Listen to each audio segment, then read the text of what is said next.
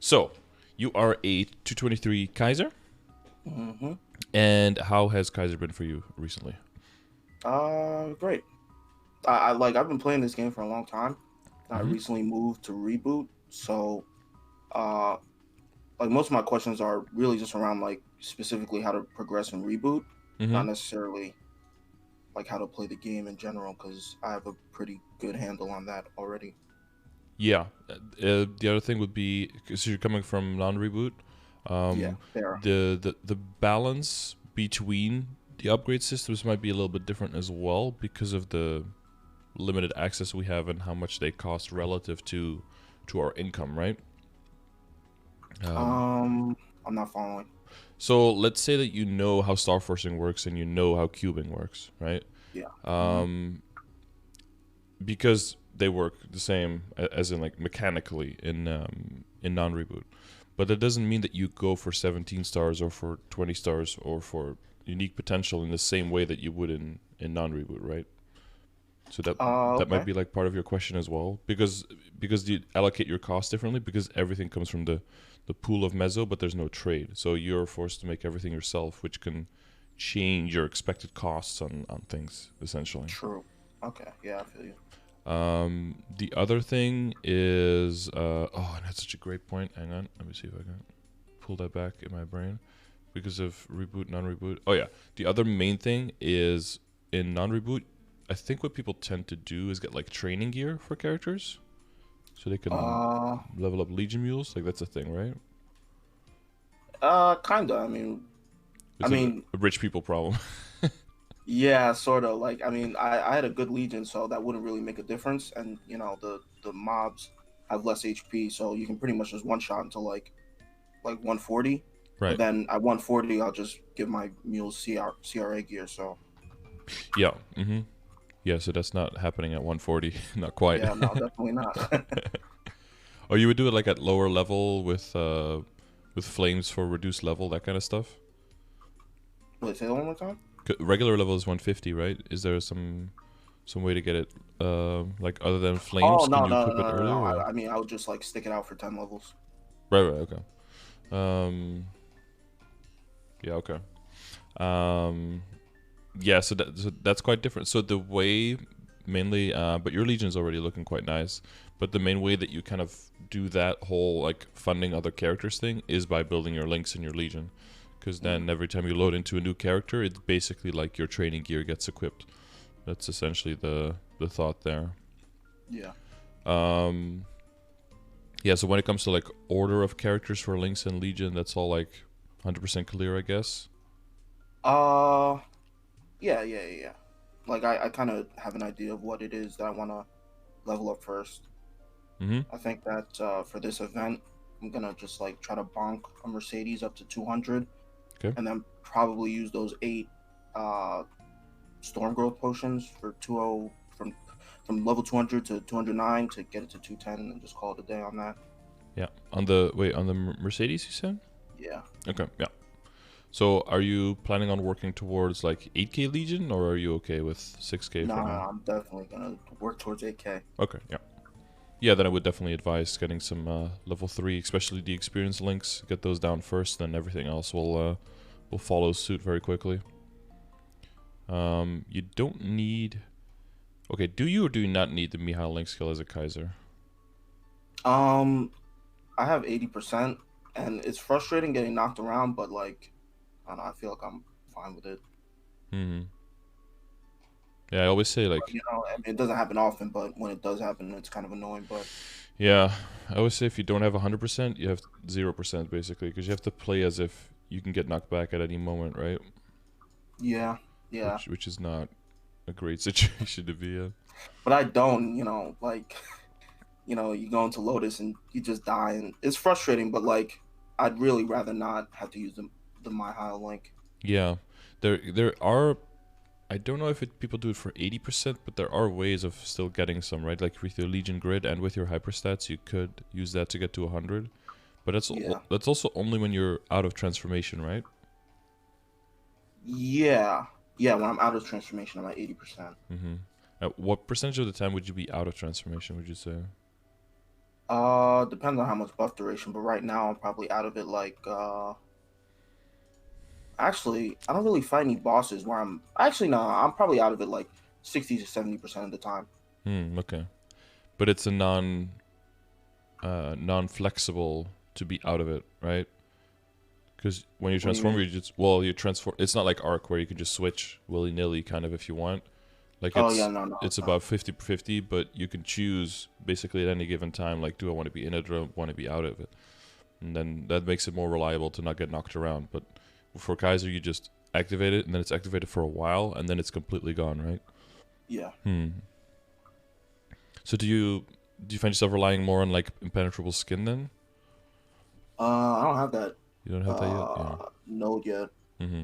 I mean, like the bosses that I fight, like I think the hardest, yeah, the hardest boss I fight is Chaos Golem right now. So, Mm-hmm. um, the only boss that I have to worry about like knockback on is Magnus, but Yeah. Kaiser doesn't have knockdown like the form, only impenetrable skin does. So, like, I'm Yeah. not really that concerned with the knockback thing right now. Okay. It's only like for when you get to Lotus, I feel like. Yeah, yeah, and even then you can sidestep a lot, um, if you know what I mean. No, I don't. Like Lotus always will start pushing you if you're just within the attack range. Like as soon as you get just Oh, okay, close okay, enough, okay, right? okay. Yeah, So if you just step back a little bit and then move in, you can just kind of bait out Lotus's attacks and then make sure that they don't push you out off of platforms just by getting close to them as possible. That way you can use even a very small platform for maybe even dodging like 2 to 3 attacks without having to jump up into debris or something like that. mm, You don't have the ability to teleport up, right? If there's no target, but you can teleport down like on the ground after you jump. yeah. Yeah. Okay. Yeah, because even a minor up teleport would already be really nice to dodge a bunch of stuff, but sadly you don't have the ability to do Yeah. that. And does that skill that you have on Z, does that function as a teleport now as well? Yeah, it does. Okay. So even though the animation is still like kind of the rush thing, it like you can go through lasers on Lotus with that if you wanted to. Yeah, you can. Okay. That's good to know. Yeah, and then you have Blade Fall and everything. Yeah, okay. So let's see. Yeah, so the main reason that we use transfer hammering probably way more than a non-reboot, I would say, just to maintain our value, right? Mm, Because that's you can't just buy a new item from the shop. You can just sell your old one and just get a new one. You want to maintain as much value as possible by transfer hammering through. Let's see. Yeah, if there's any like topic that I start with and you're like, I got this 100% unlocked, then don't worry. Then just let me know, and then we move on to the okay. next one. All right. So how do you? Well, two of the major things is like fixing your, making sure that your critical rate and your IED are set. So do you feel like you have a plan for those specifically to make sure that you keep them high enough? I mean, I guess I might lose some as I break the boss accessory set, but I think like actually no, Galaxy is a long way off, right? Like because of the change that they made to it. So Yeah, yeah, Hardlux might be soon, but like for Helix typically is like 230, 235-ish area, so it's not too far off. yeah, oh yeah, I can fight hard Lux, but like I mean like getting the amount of coins that I need for like the Yes, superior set yeah, it's like would 700 for take. the superior items. Yeah. Yeah. Um, Actually, a question I had was, should I like go into reinforce set, or should I just stick with what I have? Because right now I have 5 set Sengoku, and that gives me like 10% IED, but it's not as good as what's it called reinforce, or is it just like a waste of my time and money? But you have 5 sets Sengoku. Yeah. Um, we have some. Wait, how? Wait, am I missing something? Oh, shoulder. Oh, okay. I Glove gun. I took that screenshot like a couple days ago, and I've made like some changes and upgrades. So I have the belt now, and so that puts me at 5 set. I have the belt, shoulder, Right. shoes, gloves, and cape. Right, because you had 10 set boss accessory. Yeah. Right. Okay. Um, belt. Where's one of these guys? Is it like the only set bonus you can get to that kind of does something? What for Son Goku? Yeah, because it takes like forever to get online, right? Give some attack, give some attack. It's like 7 set is where like 30 stat, 20, 30 attack, 30 boss on 8 set, and then the last I mean, one. you get 10 IED on 5 set, so that's why Yeah. I thought it was beneficial to switch into it. Yeah, no, that is quite nice.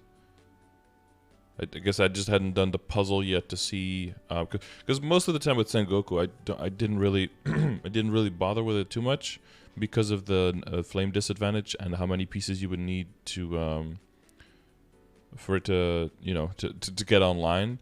But if you can get those pieces and you can still get the 9 set boss accessory set going with it, then I guess that could be worth it. Yeah, I hadn't considered doing that puzzle yet. Because I didn't want to keep on using pencilier like shoes and gloves. Yeah, yeah. Uh, Like I guess it's you could go into the Tyrant cape, but like mhm. upgrading that is ridiculously expensive. So Yeah. Yeah, no, yeah, no, I see it. Seems like a good call. The only thing is that usually I don't go for noble Ephias. I don't. How much time does that take? Because I've never gone for it myself. it took me like 10 days. Oh no, like around that much because you have to get 10 separate Iphias equips. Yeah. And you can get one a day from Hard Von Leon, but then there are also dailies that you can do. Mm-hmm. Yeah, I wouldn't get one every day, but I would get one like every other day. So it took me like a week ish, 5 or 6 days. Mm-hmm. Okay. Yeah, and I got it. Yeah, I guess not always people in your situation have a Dominator, but I guess you could still switch that over for Chaos Horntail Pendant to make the set work. Yeah, I guess this is... I don't know, I guess this would still classify a little bit as like a sideways upgrade instead of a straightforward upgrade. A little bit, but the 10 IED is nice. That's good to see. Yeah, Tyrant Cape would be probably still an upgrade. But at that point, I guess you wouldn't. Yeah, I guess you can use this to bypass needing the Tyrant Cape. But Tyrant Cape base stats are just so good, and they're flame advantage. So that's why. Yeah, I have a Tyrant Cape in my inventory, and like it's showing that it would increase my range by 15,000, but I would lose a 10% ID, and it's just like upgrading it is the hard part. Yeah, usually we just keep it at 0 stars, honestly. Just for your progression's sake, people just keep it at 0, get it like an okay flame, and get it maybe like epic potential or something, or maybe unique, depending on how long they're gonna keep it. And then that it just sits there, basically.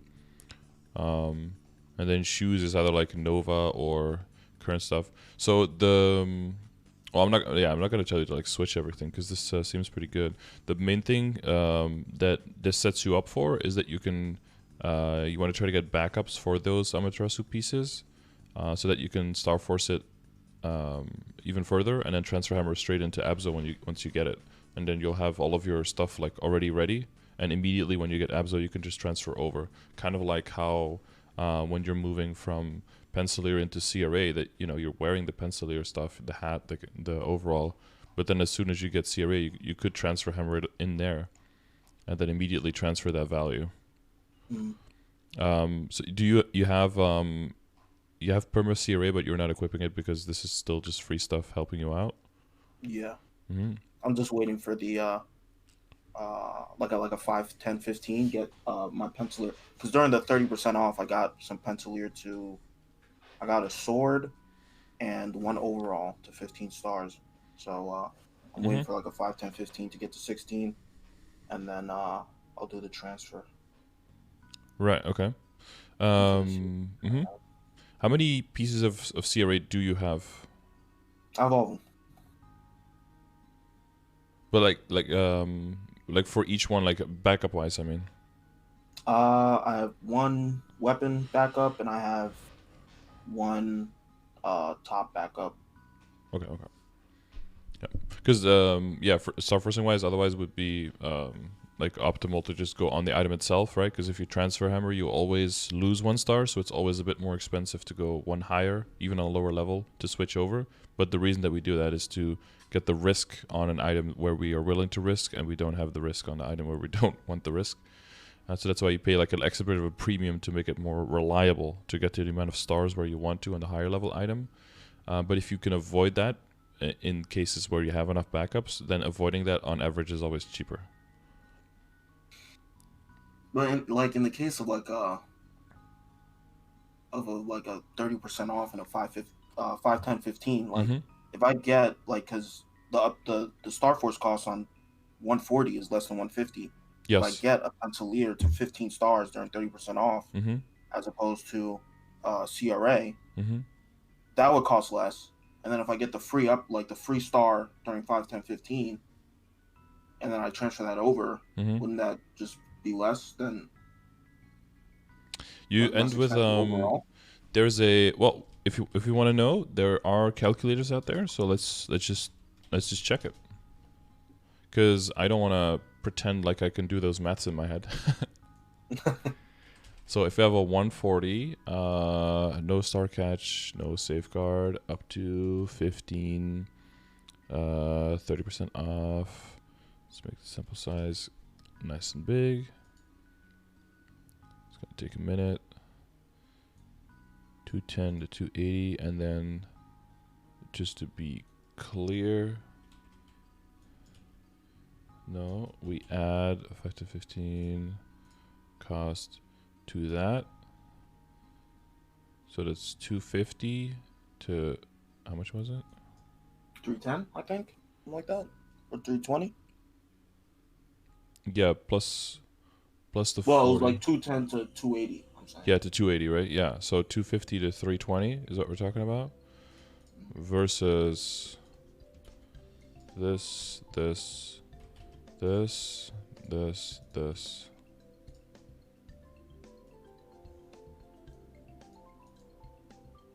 Yeah, it is cheaper because of the 5, 10, 15 part. Yeah, you're right. Now, as soon as you go into 17, though, that's the real question. But yeah, there are, so if you're ever wondering, so you're right. If you're ever wondering, you could always just throw it into this, right? And this will, there's, even every time you click, the numbers are like a little bit different. But the bigger the trials you do, the closer the number stays together. Like, it doesn't vary that much. Unless you're like trying to go to 21 or something. And then the number is going to go all over the place. Also, it's going to take way longer to calculate over 5,000 trials, of course. Then every time it's going to, and the variance might get a lot bigger because there's going to be one guy who's super unlucky, and then the average is going to be way higher. Whereas the luckiest person is always like roughly equally lucky, because you can only get so lucky, of course. So technically the median is what you can expect for the cost, and the average is like probably what you want to buffer for, at least in case of getting not as lucky. Oh, okay. But this being like I guess this is the worst case scenario, but that's always like double what is realistically the worst case scenario. And the more items you do, the more you gravitate towards the norm as well. If you do 1 item, you can still get very unlucky. If you do 10 items, it's very unlikely that you're unlucky on 10 items in a row, of course. But if you don't have that kind of money, then you want to diversify your bad luck. But yeah, in general, 30% offs to 15, 5, 10, 15s up to 17. And past 17, also 5, 10, 15s, I think, are the best event there to do. But yeah, in the future, if you have a lot of CRA backups, so that's why I would definitely advise to keep doing CRA as much as possible. In the future, you want to be able to Star Force on the CRA pieces, so you don't have to safeguard still, and you don't have to transfer over to lose that 1 extra star, because the higher you go, the more value is in that 1 extra star. I think the main reason why it's worth it here is because 1 extra star, like up to 15, isn't that pricey compared to the star past 15. Like, that's when it starts getting really expensive, right? So if you're talking about going like 19 Pencilier to transfer into 18 CRA versus going to 18 straight on the CRA, that should make quite a difference. Oh yeah, because like just even the chance of getting to 19 is like relatively less than 18. So actually getting to it, and then you lose that star. Mm-hmm. It's just Yeah, that yeah. star becomes increasingly more valuable. Like the value of the star isn't just how much it actually costs to get it. It's like all of the attempts and Yeah, failures that possible it put together. failures.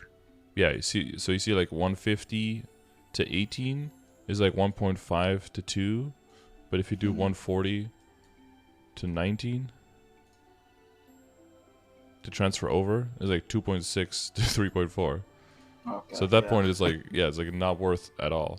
So the only reason it's worth it is if you're trying to go like 21 star um, on a 150. That's what I usually do. 21 star on 150. Although usually I don't pay nearly this much. I pay like 3 or something for some reason. So that you can get a 160 at 20.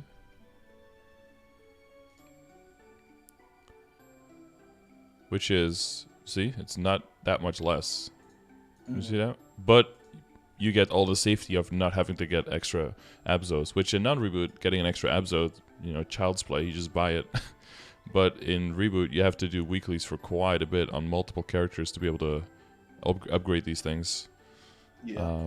And that's probably something you'll notice as well with now, if you start working on Abzo. Have you been doing those weeklies? No, I Uh, hate those weekly. yeah, it's probably a good idea to start though.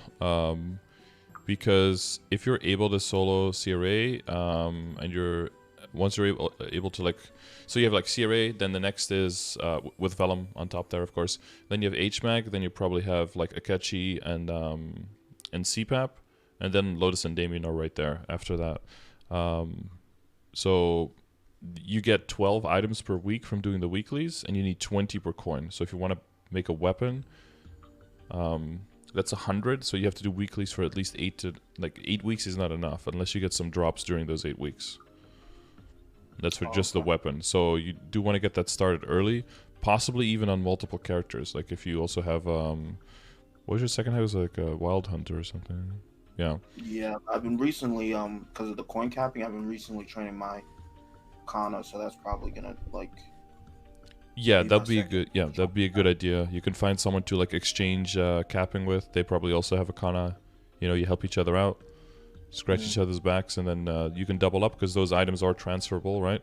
That's another major thing with Reboot. You have to know which items can actually be transferred and which ones are stuck to your account. So that's one of the ways that you can definitely get a lot of value towards Abzo faster is by switching those items over.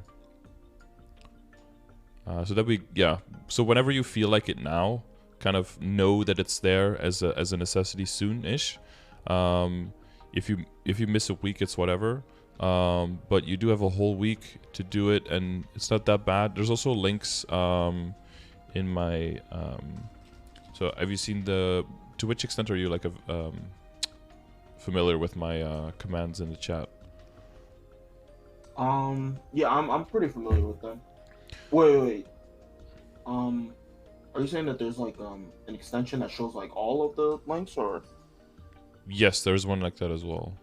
At least as long as I keep it up to date well enough. There's a commands command. Because, why not have a command of your commands? Yeah, exactly. So they're like color coded, so you know if something is an important command or if it's just like a joke that someone requested. But this has all the commands that are currently in the chat. So we have 173 right now. There we go. Okay. Yeah, so for the dailies, there's also a direct link to like a website that basically ranks the weekly quests for Scrapyard and Dark World Tree, so that you can see which ones take longer and which ones are generally just easier to do. Where are these guys? Oh, here, Scrapyard weeklies, Dark World Tree weeklies. Yeah. And there's just a list of them here. There's other sources that try to do the same thing, but it basically has here like which ones are recommended to keep and which ones are recommended to remove, basically.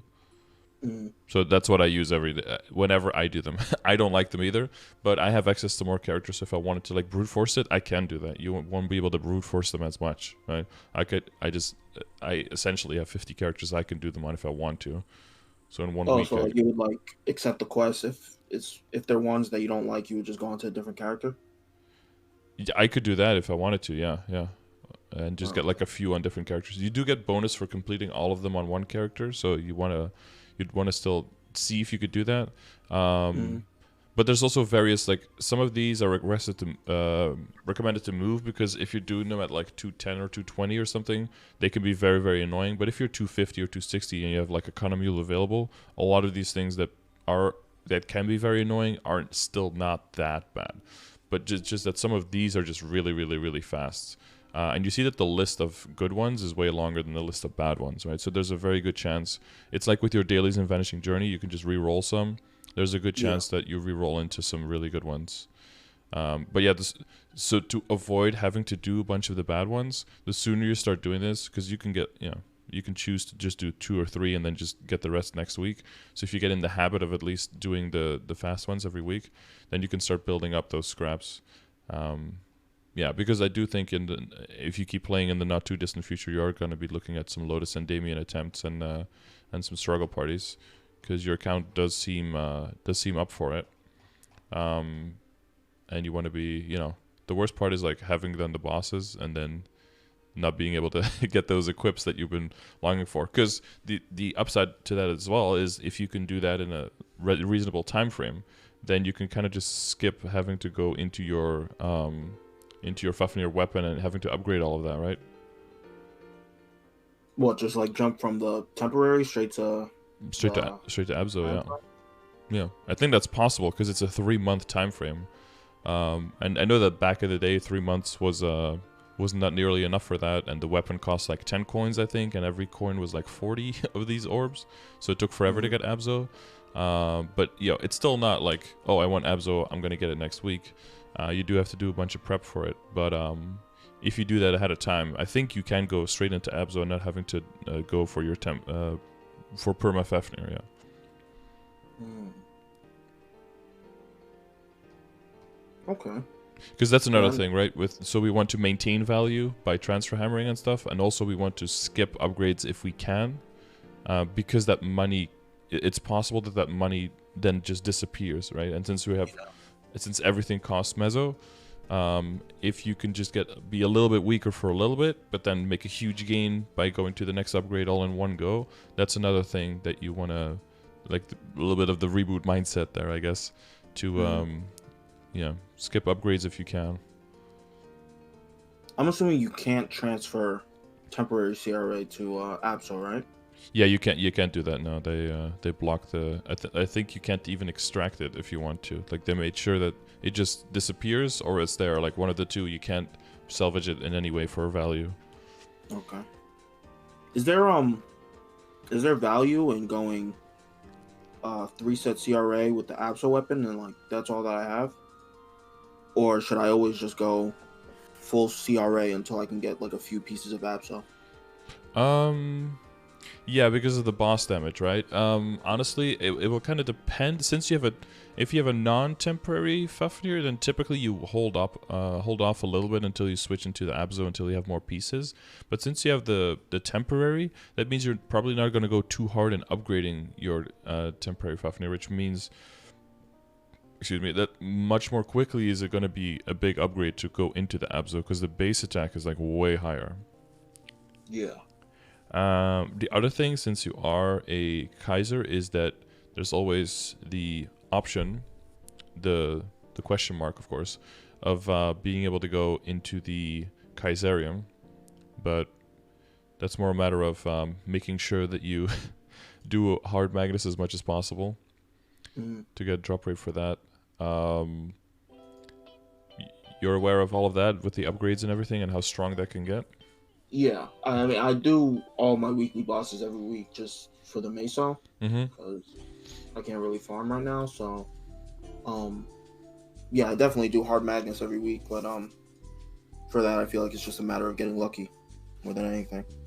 Oh yeah. I mean, I don't know how rare it is in Reboot, but on Bera, I was running hard magnets for years, and I never found it. I never even found a Dominator pendant. I think I only got like one. What's that thing called? The thing they used to make Meister rings. I Primal? only got one. Primal? In years Yeah, of yeah. fighting. hmm Yeah. Yeah, the Arcane. drop rate from bosses in general in Reboot is way higher, but that's because we don't have trade, so otherwise it'd be impossible to get this level of progression. Yeah. Yeah, exactly. Like, you'd have to do it for years to get like a single Primal, which means that Meister rings are completely off the table. Yeah. It does open up the paths more realistically, because, well, to counteract that, non-Reboot has the market, so then you could just buy it from other people, right? Yeah. So since we don't have the option, the drop rate is quite a bit higher. Yeah, so Dominator Pendants, Primals, you'll see that more. Kaiserion is still pretty rare, but you see the messages pop up now in the bottom left, right? Yeah. When people do get them, apparently they're so common that in KMS they've removed that message because they don't want it to spam people anymore. Yeah, I think I've gotten one on 3 of my characters, maybe 4 of my characters, and my arc has gotten 2 of them. But of course, I've killed a lot of Magnus, so it's still pretty uncommon, I would say. Yeah, it's still pretty rare. I didn't even know that classes besides like sword classes could get it. Oh yeah, it can drop for everyone. Yeah, just as a quest item. So can it drop for like in the what's it called? That like Damien shield for demons, can that drop for everyone too? Yep, that can drop for everyone as well. Yeah, and it's a common drop, so someone else could snatch it accidentally if you're in the run with a demon. So you want to be careful with looting as well. Yeah. Okay. I wanted to ask about the whole profession thing, because Yeah, that's very different. yeah, like I don't, because I have like all these oils and flowers in my inventory, and I'm getting sick of it, and I don't know what Yeah. I need to keep, what I need to get rid of. I don't know what to do with Philosopher's Stones. I just keep it just in case. So Philosopher's Stones will be used if you ever make boss rush potions. This is like, I don't know, like Hard Lucid and Hard Will would be the earliest that you would consider maybe doing that, but probably at that point it might not even be resource effective to do that. But if you're like with a struggle party and you're like close to getting it and you want to squeeze out all the damage you have for everyone, you know, to like see if you can do it without really getting someone who's just super strong to basically carry you. Then like boss rush potions will require some of those resources like Philosopher's Stones. If you keep like a baseline of about 100 Philosopher's Stones and just NPC the rest, you're always going to be fine. They mainly come into play like small amounts for potion and bag producing, and in larger amounts when it comes to Meister ring production basically. But that's going to be once you're getting everything to like 17 and you want to go 17 above, and that's when you have like at least 3, 4, 5 primals maybe to start crafting some rings. That's when you start really using the philosophers. So before that, you can NPC them. All right. The other oils and stuff. Yeah. I generally just keep all of them, maybe even somewhere on a mule, just to level up other characters' alchemy. You know that for Reboot you can have all the professions, right? Yeah. So typically what I do is get alchemy to level 6. That way you can extract all level items, and you can well, that's mainly it. You can extract all level items. Oh, and you can fuse items as well. Okay, yeah, the fusing, yeah. Yeah. Have you ever done fusing for like pink holy cups, for Yeah. example? And Yeah, I always do it with the pink holy cup. yep. Okay. And you can use that on mules as well if you're trying to get like okay gear that's flame advantage. You can do that to get like a free reroll on the flames as well. That's what people use it for, similar to the cup. Yeah, level 6 alchemy, that's just it. And then just move into the next character, get level 6 alchemy there. Because if you do later want to start doing stuff on a character, it's very nice if you have a full inventory to not have to NPC every time, but you can just extract instead. That is a decent amount of income as well over a long period of time. Don't I need the level 10 alchemy for like EXP and like drop potions or something? Yeah, so the materials you don't want to use, the oils you don't want to use typically is just the level 10 potions, like just all the purple stuff basically. Okay. What is it? Hyssop flower oil and Hyssop seed oil, and juniper berry? Yeah, juniper berry and flower oil. Yeah, those you also don't want to consume to level up. You want to save those because the juniper berry seed oil, that's the stuff that you make those important potions with. Yeah. Okay. Yeah, you'll just get recipes over time. You probably already have a few, right? Recipes to make wealth acquisition potions and experience Oh accumulation yeah, yeah, potions. yeah. I have Yeah. like 10. Yeah. So if you have for one recipe, you can make a set of 3 potions. Excuse me. Every 5 minutes, you can make a set of 3 potions for a duration of 24 hours per recipe. Okay.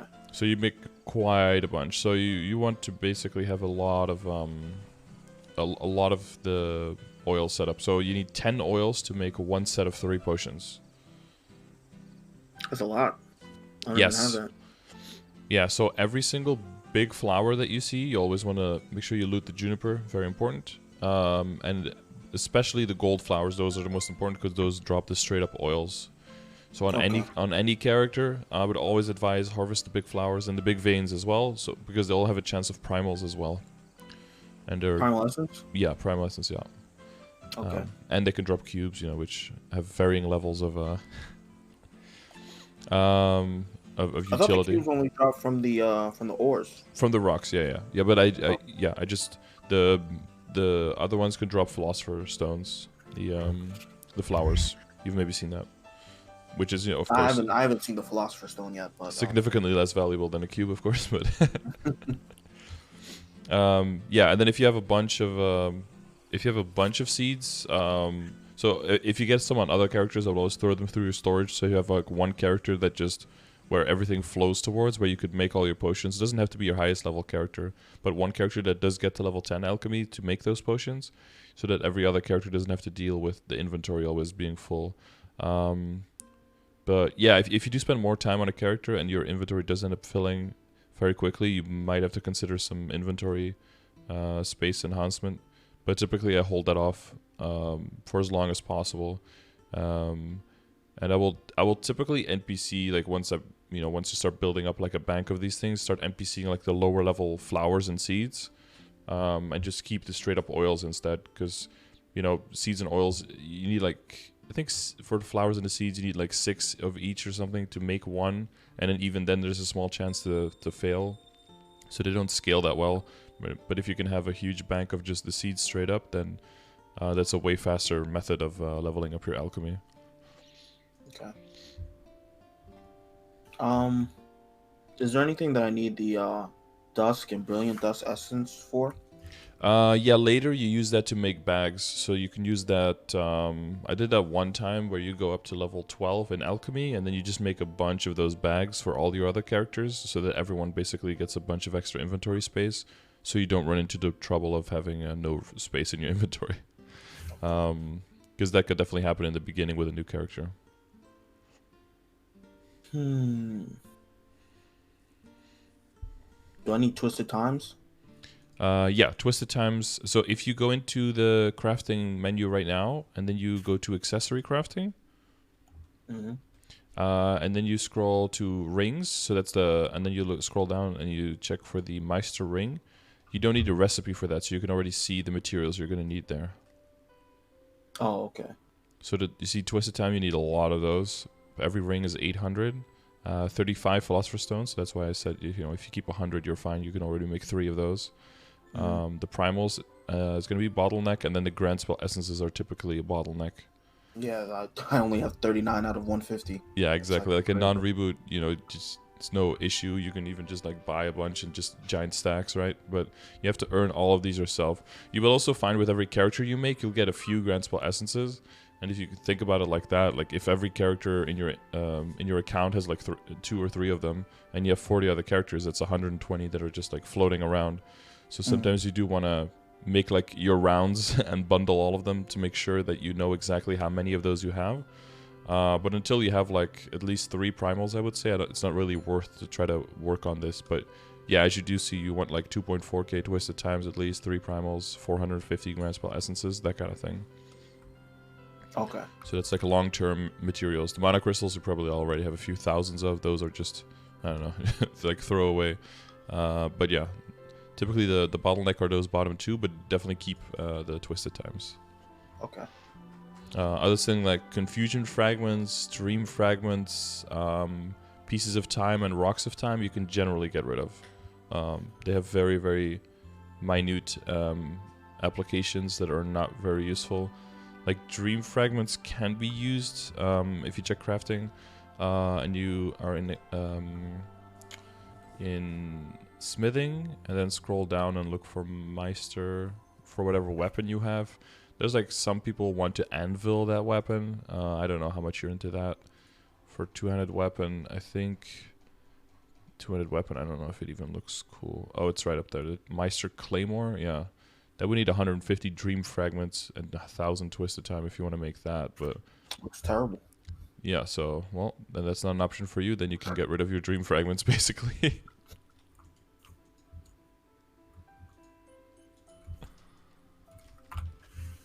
Oh, my mom just came to see me in-game. Nice.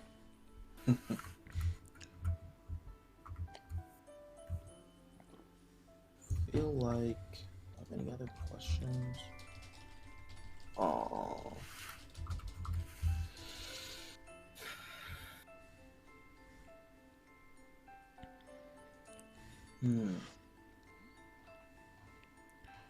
Is that yeah, specifically for professions and traits and stuff? Is that are you thinking in that area if everything is clear there, or were you thinking ahead already? No, I think everything is clear. Actually, do you know like what the easiest way to level up alchemy is? Because it's like just terrible compared to smithing and Yeah, it's not as straightforward. It used to be super easy. You could used to be able to just fuse hats. You just wear like buy like 100 of those 50k or like 5k hats, and you just fuse them all, and then boom, level 6. But you can't do that anymore. Now it's just you have to just make potions. So harvest all the gold flowers you see, and just make low tier potions until you level up. That's okay. Yeah, it's basically the only way to go. Well, I'm already at level 6. I was just like, because like you said that I need to get to level 10 for something, and then level 12 for level 12 for bags, right? Yeah, level 10 for the potions, for the big 2-hour potions, and then 12 for the if you want to make the bags and stuff. Yeah, bags and the boss rush potions, the stronger bossing potions. You also want to be 12. Okay. Oh, okay. So then, so I just harvest the flowers and I just go in there and do whatever I can. Yeah, as long as you, and on your mules as well, as long as you always harvest the big flowers you see, then you will be building up a huge bank of it over time. It's one of those things where, just as advice, I always give it to people who are just starting out, so that by the time you get to the level where you're now, if you want to get alchemy, like, you just dig into your pile and just boom, and you have it, right? It's one of those things, the sooner you start, the sooner you build up a buffer. Okay. And hopefully some primals along the way. For familiars is a small, like a familiar that gives you small item drop or whatever. That's different from one that gives you like regular item drop, right? Yes. Have you checked !mark drop rate in the chat before? No, I haven't. It's a more recent thing I made. Let me link it to you real quick so you can follow along.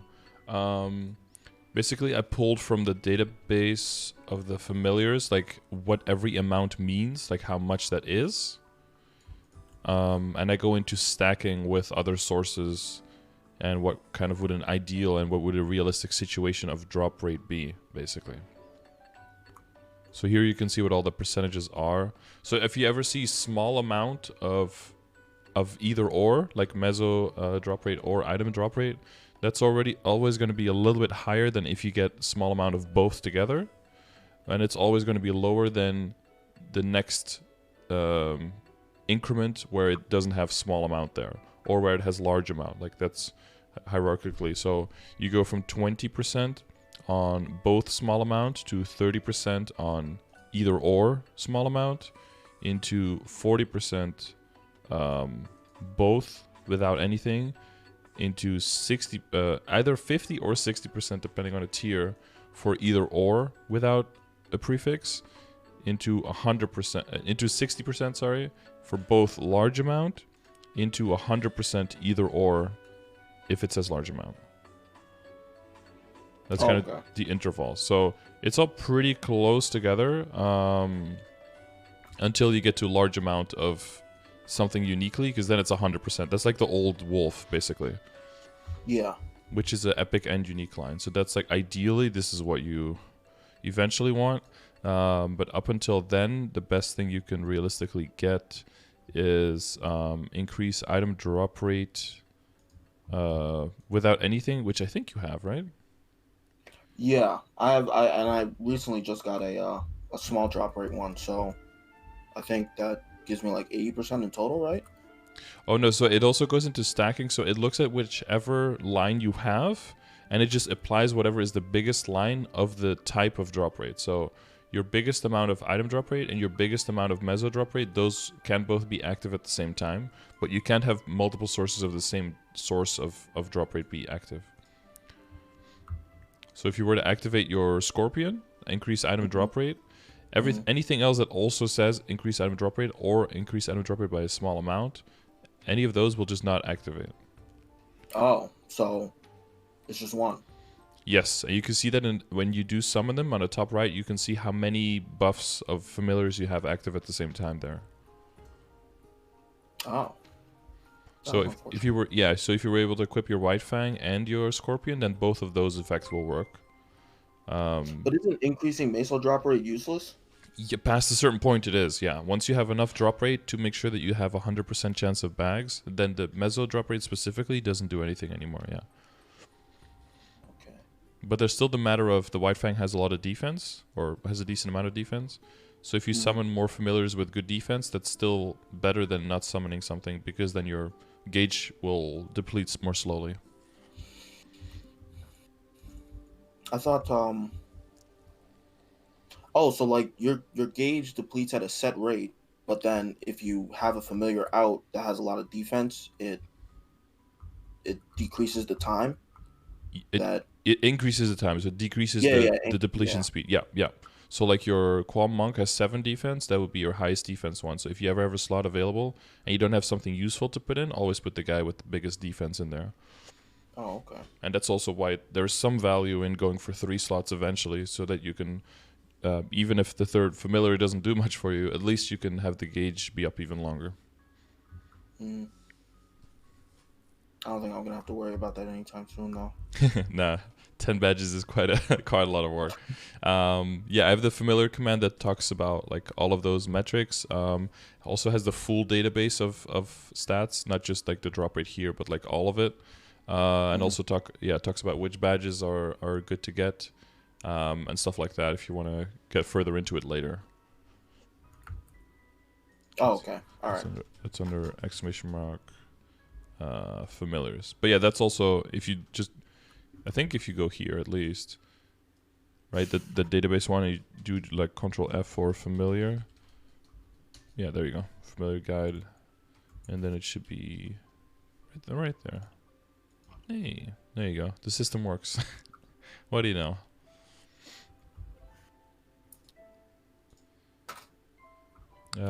Cool. Yeah. Otherwise, for familiars, you do have the 15% IED ones.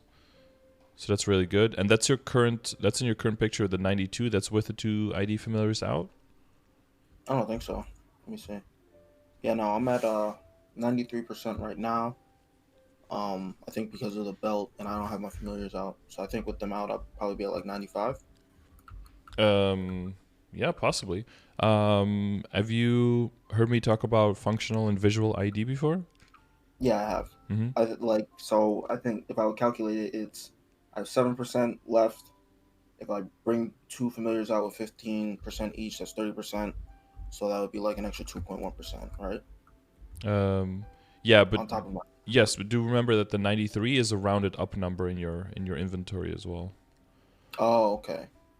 Yeah. So even if it was like 92.05, it would go up? Yep, exactly. All right. So the easiest way to calculate it is with this one. There you can put all of your and it's also a good way to just understand where all of your sources are coming from, to make sure that you don't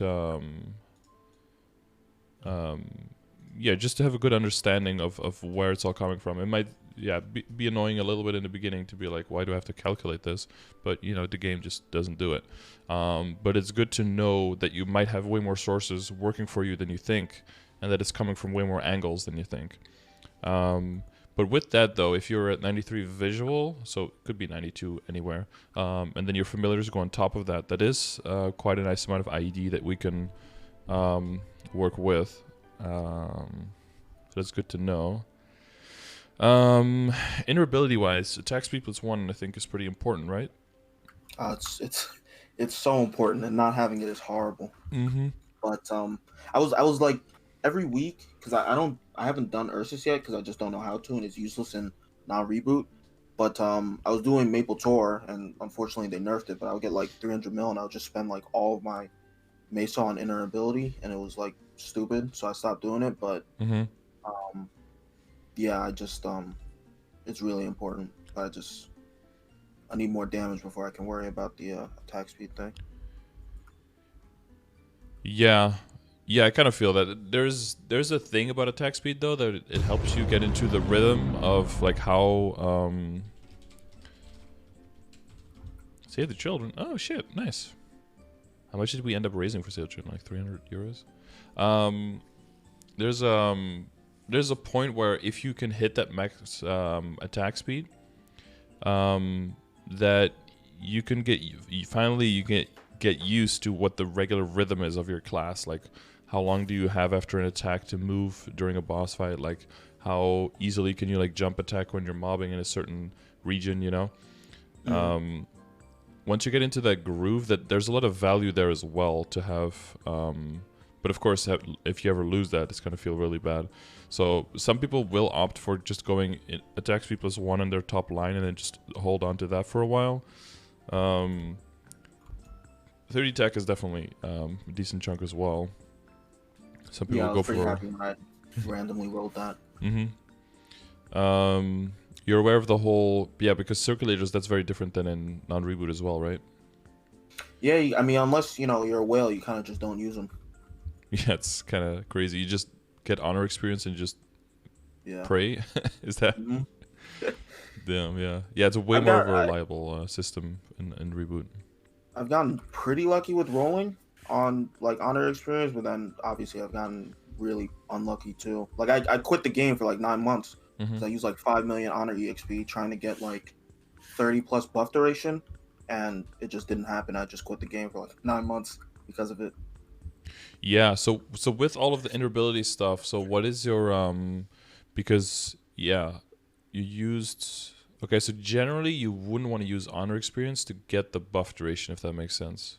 Yeah, but the problem was I already had attack speed +1, and so I didn't want to, and I wasn't just gonna buy miracle circulators for like $2 a circulator in non-reboot. Oh, you're talking about in non-reboot. Yeah, okay. I was talking about in non-reboot. Yeah, makes sense, yeah.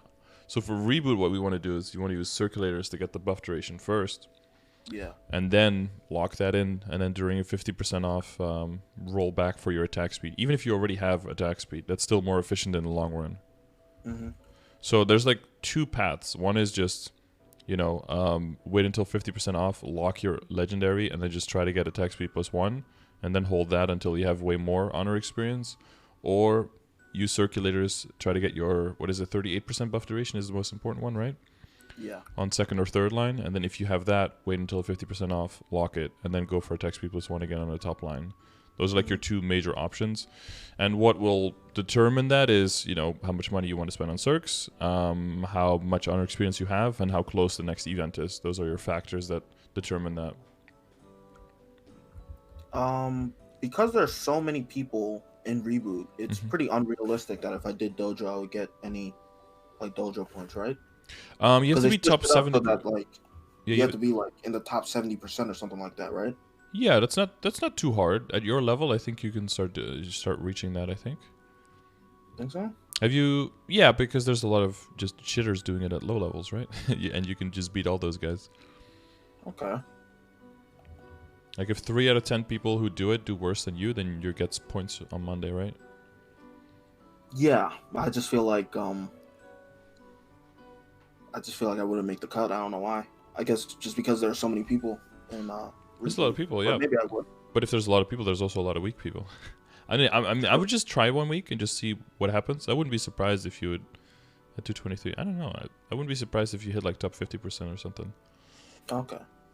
But I guess I haven't done it in a while either. I wouldn't. Yeah, I'm not an expert at that. But yeah, just try 1 week, because the points you get from the runs themselves are definitely not worth it. Just wait for Monday, I guess, or do it on Sunday or something. Check the rankings on Sunday. Well, at least half an hour before the reset, but preferably a little bit more, and just see what kind of floor you'd have to reach up to.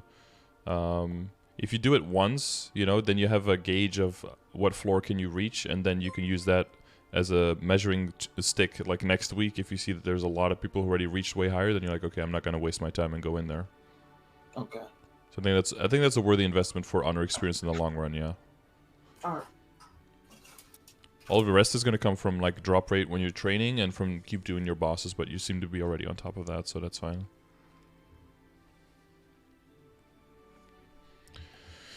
How's the arcane power going? Because that I think my title is gonna expire soon.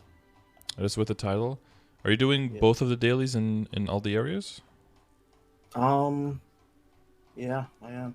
Okay. You might be just leveling really fast, because I guess I just expect your arcane power to be higher, but if you level quickly, then you don't have enough days to to actually get all those to get all those symbols. So I mean, I'm at 3,200 right now, so I feel like that's okay. I feel like Arcana would be horrible, like if I went there right now.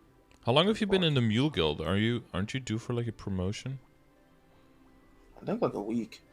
I think I applied for the Mule Guild probably when I was like 212, and then like 3 days later, I soloed CRA. Yeah. Yeah, you're probably due for a promotion, I would say. Then you can start. Then you get some extra arcane power there as well. That'll compensate for the title loss, and then you can start for training. You can cycle between the, because we have 40 skill points this week. In the full guild. For the guild skills. Yeah. So you have the critical damage max, the percentage damage max, then 10 points in the boss slayer one. So you could gain 50% damage and 30% critical damage for bossing, for example. Okay. That's quite a bit. Yeah, definitely. And you can join for guild PQ, and then we can have more and more people and get even more skill points. So should I leave this guild right now? Yeah, you could do that right now, honestly. Okay. Just apply to the Scardor one.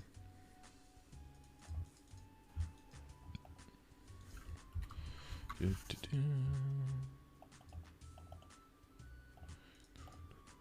this guy's a junior, right? Oh, wait, my con is a junior otherwise. I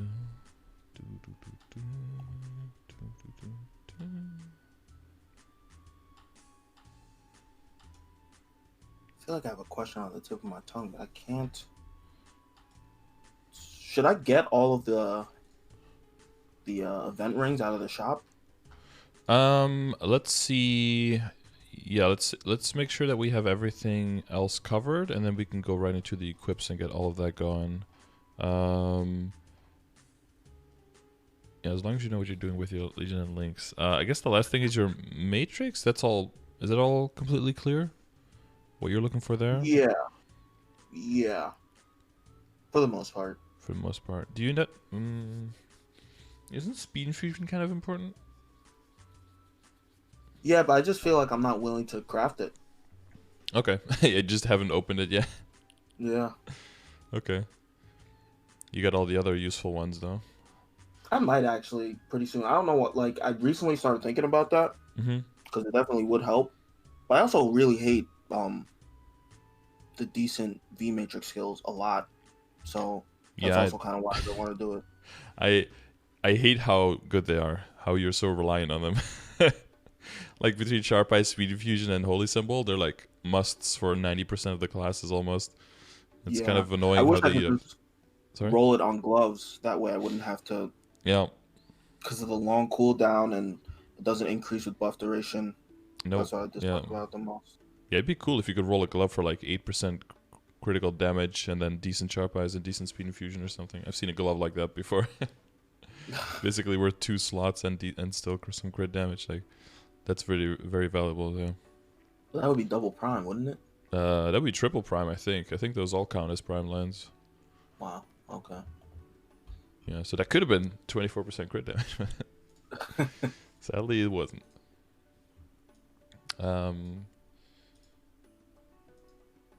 Yeah. Yeah, but I think throwing in speed infusion instead of like weapon aura or something at level 1. Weapon aura is mostly nice once you can start leveling it quite a bit. When the duration goes up. And you already have the Draco Surge, which kind of does the weapon aura resource anyway. Unless you're in a map where you specifically need the weapon aura as a tool to rotate the map. Because I've seen some KMS rotations where they like rely on weapon aura to one side of the map to make sure that it like clears off the side of the map. But we rely more on smaller maps because of totem spawn and everything anyway. So I think your Draco Surge already fulfills that role, right? Yeah, for the most part. I just kind of have it for like because like there was nothing else for me to get, but obviously like, the speed infusion would be better. It's just I didn't get it yet. Yeah. And the combination. Actually, yeah. Sorry. I think I just got a new trinode, so I think I might just replace it with that. That's all. Yeah. If that is enough to because you're going for like a mix with the trinodes, right? Because 4 slots eventually is not a bad idea anyway. 4 is very attainable. 4 slots? What do you mean? Well, because you have like 6 skills, right? That you would have them over 4 slots instead of having the 3x3. Trinode-wise. What does 3x3 mean? Like. Well, so typically we kind of organize trinodes as in like 3 skills together and then double up on those, and then 3 other skills, double up on those. But what you're doing is like kind of a mix and match where you have like instead of ABC and CBA, you have like A, B, and D, and then C, E, and A, right? Yeah. Like kind of mix and match like that. Which if you're leveling pretty quickly and you have only 4 in total that you need, that's fine. But some classes who need like 6 of those or even more boost nodes, you don't want to start like mixing too hard. Because then you can take up so much space that you don't have any room for skill nodes. But yeah, I feel like as soon as you get a few more levels, you get speed infusion in there, you get your extra 2 boost nodes in there, then you're basically set. Like, because your 5th job skills are very solid in both mobbing and bossing, right? Yeah, so those are definitely very, very useful. Well, to stay on the topic of attack speed, so with critical, not with critical, I don't know why I'm saying that, because I'm looking at sharp eyes. The green attack speed pots, are you like always covered for those? Yeah, I mean, I've been kind of running out recently because I've been coin capping on a lot of different characters recently. But yeah, being able to run it 7 times a day, it's like you get so many you don't even know what to do with them. Yep, I feel that. I'll use it for anything, honestly. Yeah, that's good. Yeah, as long as you're capping on those, and so you're working towards the Monster Parker on this one. Yeah. Okay. Yeah, I am. Yeah, good. Oh yeah, you mentioned Ursus before. Yeah, I would do Ursus every day on this character. It's a little bit less now, but it's like close to 100 mil a day, depending on your level. That's a lot. In Reboot. Yeah. Between MapleStory and Ursus, it's like it's lower now because it got nerfed, but it's probably like 900 mil to a bill a week, just from doing those. So you can get 3 runs a day for Ursus. And there's golden time where it doubles on the money. I'll put the command in the chat. Like, so if I do it on golden time, is that how I get 100 mil, or yes, is that 200 mil? No, that's to get to the 100. Yeah, off time it's up to 50. So if you can avoid needing to go off time, and also very, very few people go off golden time, so it's going to take way longer to get a party as well. Oh, okay, yeah. Oh, someone said decent sharp eyes is unique pot and decent speed infusion is legendary pot. Oh, okay, so that would be double prime then. Okay, you're right.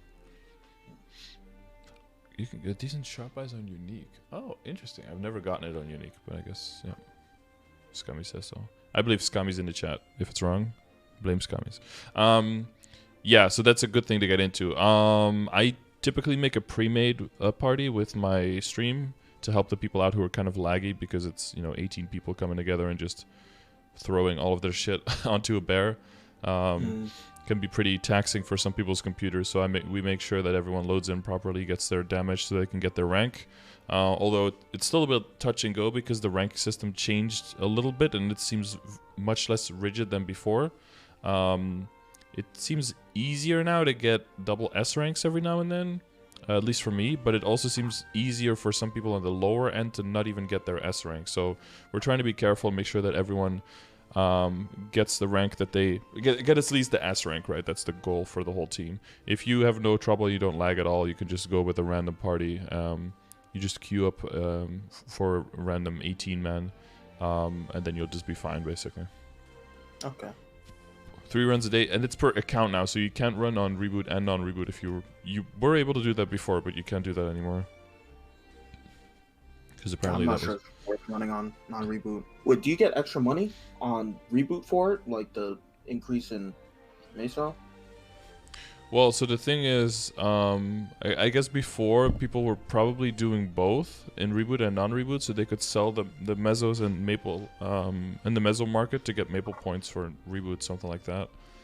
Yeah, but I don't know how much Meso it was in Ursus, because on Reboot I was getting, before the nerf, I was getting like 300 mil per week from Maple Tour, but on non-Reboot I was getting like 60 mil, so that's like worth nothing. Yeah, it's way less. Yeah, it's one of those like overtime, kind of long playing the long game kind of things, though. I guess that's a really long game. Yeah. Well, some people have that time. I mean, Maple points are they can be pretty useful in non-Reboot, right? It gives you the extra access to Maple Tour entries.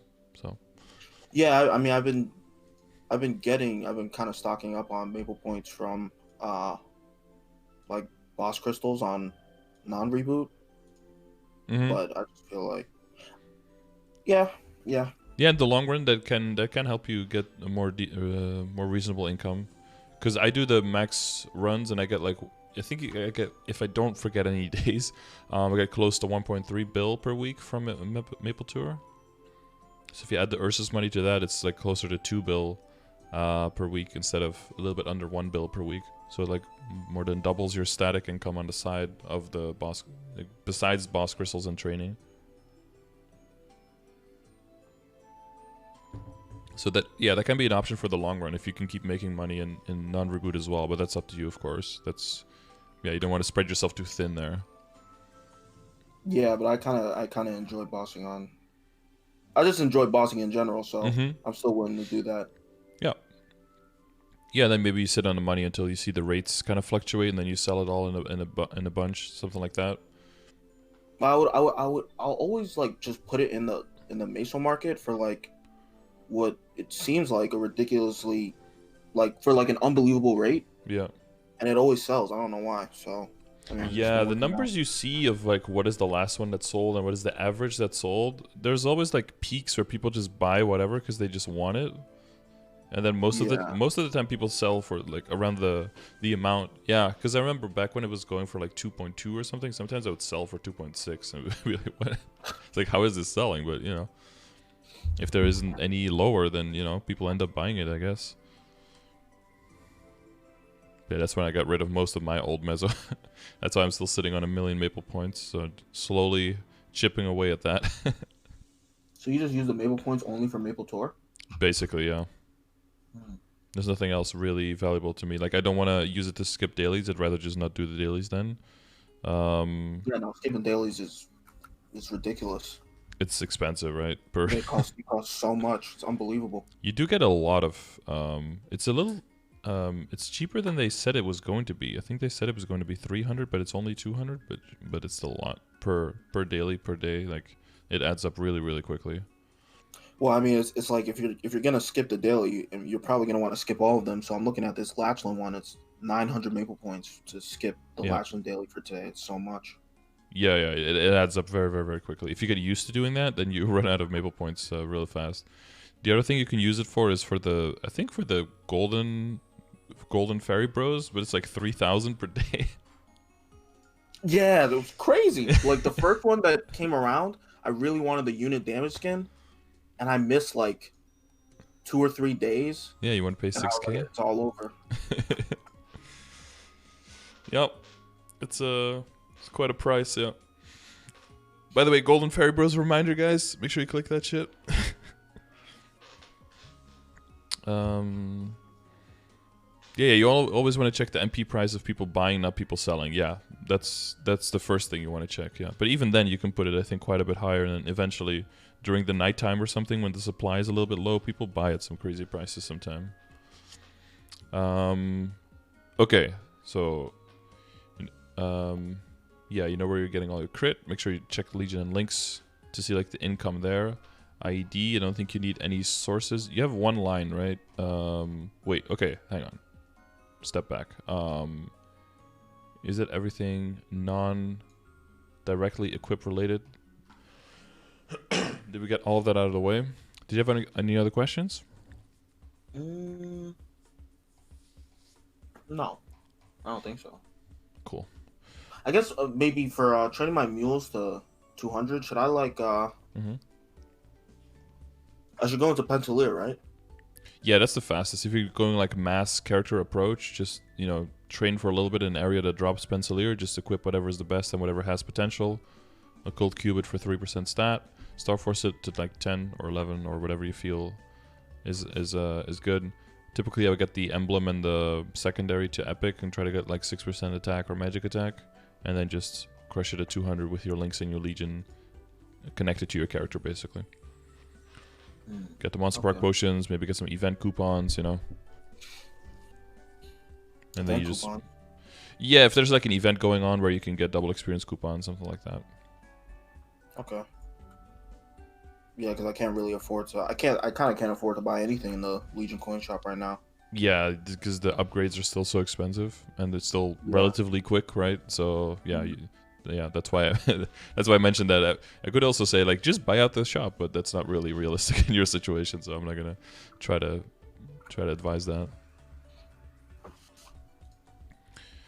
Yeah, that's pretty much what I do. Yeah. Should I just like redeem these Cygnus equips just to sell them, or, like NPC them? From Maplewood Watch, those?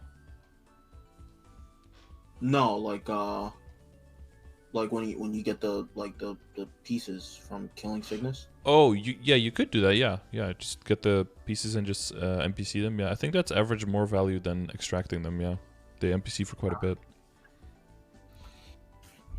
Yeah, I'm a hoarder, so I have like I keep them all in my inventory. So I probably have like 4 characters now that have like multiple stacks. But if you add that all up, that's probably quite a bit of money. Because it's 5 pieces for 1, right? Yeah. So I have like 1 equipment. 285 here. And it's like NPCs for what, like 300k? I think so. 300k times 285 times what, 4 characters? Oh, it's like 340 mil. Oh, maybe I should NPC. It's a lot of work though at this point. Yeah. I guess you could just like double click it and hold enter. Yeah. It doesn't really. I feel like it doesn't really matter which one you get, unless maybe it does. I think it does. At least I remember. Oh my god, this is how much I min-maxed back in the day. I think back in the day, for Von Leon, I used to get the capes because I think for a point to meso ratio, the capes were the best. I think they would give the most. I think I would just get one of each and see if there's any kind of difference. If there's no difference, then you just hold click on on a one. If it's like 20k or 30k difference or something, it's like I just had a question pop into my mind, but I kind of forgot it. Coupons, NPCing items, maybe about extracting. Oh yeah. There you go. Is it more worth to do normal Von Leon over hard Von Leon, because I feel like hard Von Leon doesn't drop any like flames or cubes. Every time I fight him, I get nothing. Hard drops the coins and then normal drops the equips, right? No, hard drops the equips. Oh, other way around. And the coins? I thought it switched. Wait, hang on. Let's see if the system works, dude. Dailies, weeklies. Von Leon. Go away. Von Leon. Boom. Actually, no, you're right. Normal drops the coins. I'm looking at the boss content thing in the Maple Guide. Normal drops the coins and hard Yeah. drops the equips. Yeah, exactly. So if you're going for it for value, I guess. Well, I mean, I'm gonna guess that you just got unlucky if you didn't get cubes and flames, but hard should still have a better drop rate for cubes and flames than normal. And if he drops the equips, then NPCing that will have more value on average than taking the coins and buying items. The main reason why you want to do normal over hard is if you want to choose specific equips that you want to get, rather than be at the mercy of the drop rate of hard, I guess. Okay. But Von Leon is like a daily that eventually, once you get more characters rolling, is like something that you kind of drop, even as a daily boss crystal and as boss content, because yeah, like you said, the income for the flames and the cubes is not that great, and it's also really, like, I do it more than anything for the Maple reward points. yeah, for the reward points. Yeah. Are you okay with reward points? You haven't talked about that. Like, are you okay capping out on those? Not yet because I don't have enough monster collection, but a non-reboot I was, so I just figure over time I'll get there because I really don't want to play Maple M. It's really, I don't know if you can call it play, because a lot of it is automatic in the background. You could just do it on your PC on like an emulator. But yeah, if you really don't want to get into that, then that's fine. But just doing that already gives you half of your monthly cap for reward points. So I did it in the beginning just to make sure I could get started and get to the point where I can get my monster collection and my bossing rolling more, and now I don't do it anymore either. So you could also see it as like a temporary aid to help you get those totems maxed out, and then once you have your monster collection rolling, you can phase it out again if you want. But yeah, once you get it set up, it's like 5 minutes of Maple M every day, and it just plays automatically in the background and gives you your reward points. It's not that bad. I might look into it. Yep. How does monster collection affect reward points? Oh, here, exclamation mark reward points. There's a YouTube video explaining everything. There's currently a Terror Burn event in Maple M2. Oh, so you could build up your character super fast right now? Oh, that's even better. Ooh, did I sweeten the deal? Yeah, that sounds like really easy to start, yeah. Yeah, stop me at any time if you have any questions, but I think we'll go into the equip specifically now.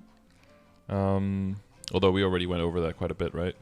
I think your combination of sets is like unorthodox. I like it. Not too many people using Sengoku set, especially not for the IED. Because you have the familiars coming on top of what you already have right now, eventually losing that IED is not the worst, and you will get some IED back from the set bonus in Abzo anyway. So that's all kind of covered. The one thing is, though, that you have IED on all three pieces right now, right? So that's something that we have to take into account when we're like redistributing stuff. You have 15 on the weapon, 15 on the secondary, and 30 on the emblem. Yeah. The emblem is fine right now, right? It's legendary. It's probably already, it's like higher than all the other stuff. It has stat, attack, and IED, so that one's like no brain. The Nova Truth Essence is secondary. The question with this is always like, how min-maxy do you want to get? There's technically secondaries out there that are a little bit better, but I do mean a little bit. Like the oh god, what is it?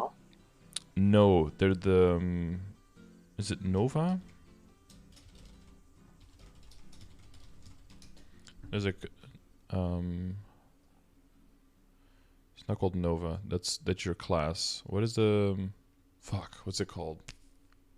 Is it not called Nova? Oh god. Like the Evolab? Evolab, yes, that one. That one is technically the best one for you. Really? Yeah, and oh, by so much too. Hang on, let's see. Fender. Special. Where's your oh god, I'm blind. Towards the bottom. Oh, here. Yeah, because this one is 10 all stat and 2 weapon attack. Bam. That makes this one your best in slot. So that's 2 weapon attack more to have to do Evolab and to have to recube and everything. If you're like, that's not worth it at all in my book and never will be, then you just keep going with this one. If you do consider doing that, then now is like a good time to move over, because this one is quote unquote only unique, and then but can be an okay placeholder for now. And then what you can do is you can go hard on the other one with full red cubes and not have to worry about getting a bad roll or having to settle on a bad roll, because you'll still have this one to fall back on. Wait, so the Evil Lab one is better than Princess No? Yes, because the Princess No, for some reason, for Nova, does like weird shit.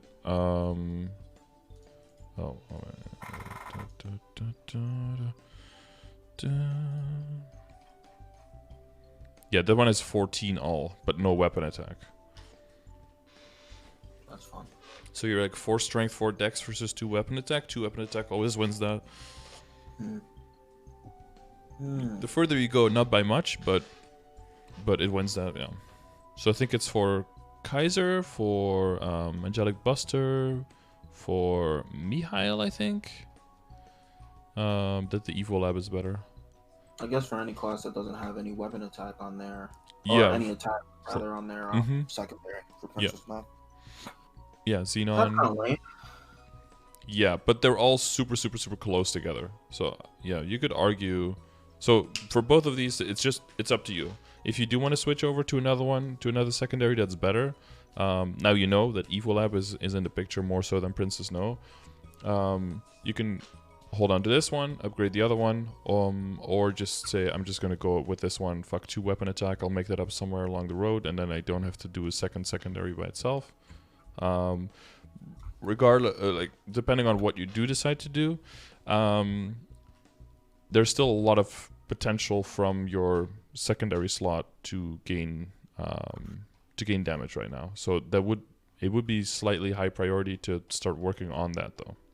So yeah, I was just I left it at unique because I figured that I would just go into Princess No. But I mean, I guess I was just rolling it, and I got that, and I was like, this was before I did CRA, so I said, okay, that's gonna be useful. Yep. For doing CRA, and since I can do CRA, I figured Princess No isn't far off, but I might do the Evil Lab, honestly. I'm not sure.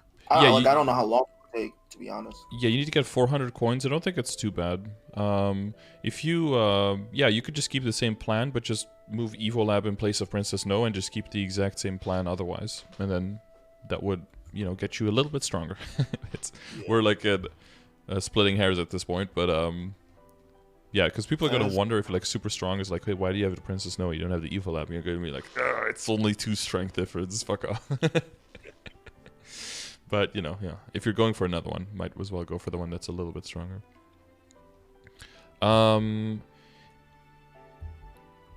Since most of it we already laid out before, are there like specific...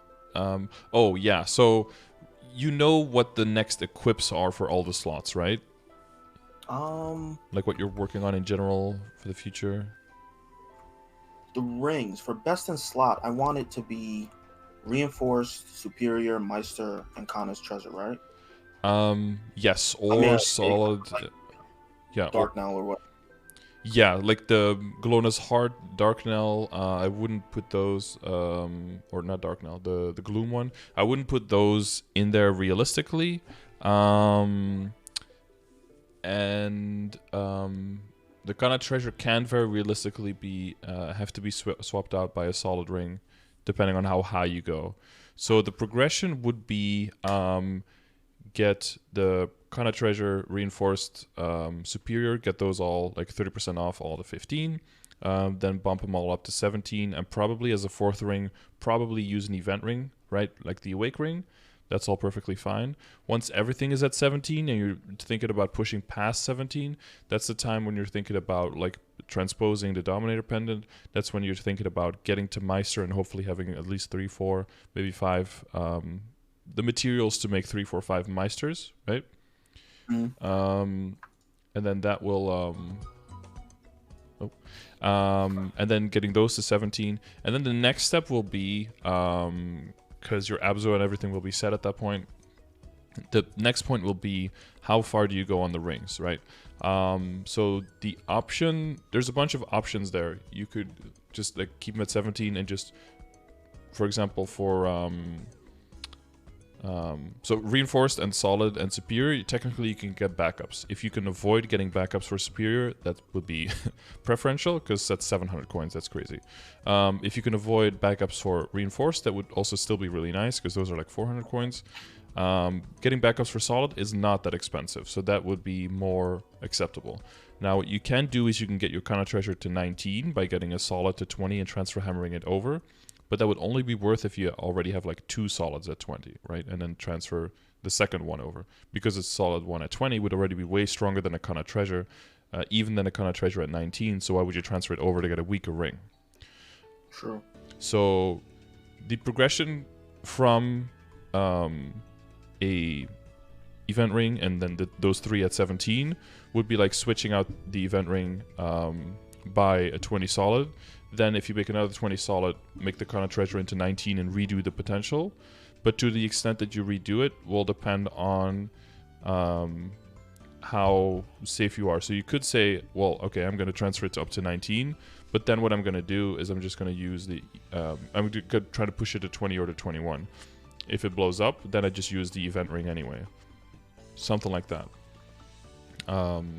You could end up with High Meister, Superior, Reinforced, Solid, eventually, and then end up without the Kana treasuring. But you want to get to a point where if you blow up the Kana treasuring, you have something to fall back on. And what I would fall back on is a 20-star solid or an event ring? It would be, well, it can temporarily be an event ring, but eventually it would be 20-star solid. So realistic, if you have average luck, I think realistic what you can end up with is like, so 22 Meister or 21, and then either a 20 Superior or 21, depending on when you transfer hammer the extra Meister into the Superior. And then a Reinforced that's either 19 guaranteed from a 20 solid into it, or Starforced as a Reinforced beyond that to either 20 or 21. But because you can get backups, that's more reliable. And then a 20 solid or a 20 or 21 Kana treasure, depending on where you decide to stop. And if one of those either reinforced and you don't want to buy a backup, or Kana treasure blows up, those get replaced by a solid. Okay. So would you suggest, like, if I get to the point where I can solo Helix, I run Helix every day until I get maybe like 5 or 6 superior belt and earring backups, then I start running normal Galux to get rings, maybe? No, like we have had people test that. Even though drop rate works on solid stuff and everything, it's not worth it. The drop rate is too low to reliably get rings. It's still better to keep doing Helix and just buy them with the coins. Okay, so buy the solid Galux rings. Yep. Star those, and then transfer them into the Kana's treasure and the reinforced. Yeah, I'm not sure about the transferring into the reinforced. I'm not 100 on that, because if you end up with a 19 and then you want to push it to 20 and you end up dropping back again, like all of that value is like instantly lost. I'm not sure. Since you can get backups for reinforced as well, it might be, call back to the pencilier topic from the beginning. It might be one of those items again where it's just maybe better to just try it on the items. Maybe in the beginning, if you like, I blew up one myself, but then my second one was able to get to 21. That's an exception, of course. If you can get it on your first one, then you save a lot of money. But if you end up blowing up 2 or 3, you could be like, well, fuck this, I'm going solid instead. But even then, I think a 20 solid is also still better than a 19 reinforced. So you really only start doing that when you're in a situation where you're gonna risk going beyond it anyway. And then if you blow up, you just save up for the next time, for the next project. Because you'll probably end up with like 17 superior, 17 reinforced, and then like a 20 solid and a 19 Kana treasure, right? If you do the first 20 solid into the Kana treasure, you'll end up with that until you get like a high Meister, and then you can get to your superior up, and then another high Meister, and then that one phases out your reinforced, and then you can start gambling on the reinforced, and even if you blow it up, it doesn't matter, because it's your 5th ring at that point. Until you can get it to 20, and then once you get it to 20, you can decide, okay, do you do the reinforced to 21 to really like lock it in, or do you keep it at 20 and then try to get the Kana treasure to 20? And if you blow up the Kana treasure, then you're just done, and then that's what you end up keeping. But doesn't the Reinforce have better stats than the Counter Treasure? Yes, but only a little bit. Like they get really, really close. I'm not on my character that has them right now. But I have both at I'm looking at it 21. right now. It's like Counter Treasure is 5 and 1, Mm-hmm. and Reinforce is 8 and 5. Yeah. Yeah, so Oh, just flat stat wise, like that's a big difference because that's a bigger difference than your secondaries that we were talking about. But once you're at 21 stars, like of a percentage of the total stat, that's only like a very small amount. But okay. yeah, the reason that you would transfer hammer into the Counter Treasure first is because that one has no backups and the reinforce does. Okay. Yeah. Yeah. For pendants, Yep. best in slot, other than like Viracilla, is Sweetwater and Superior, right? Yeah, transposed Pendant, transposed Dominator into Sweetwater, and then with it one Superior, yeah. So the path for that would be basically just get your Dom to 16, and then flame it. Try to get really good flame on it. Typically, you want to get a flame score of about 105 to 115 is ideal. Oh, are you aware of flame score and what that is? Yeah, generally. Because for non-reboot, it's probably quite a bit different because your balance of your stats is way different, right?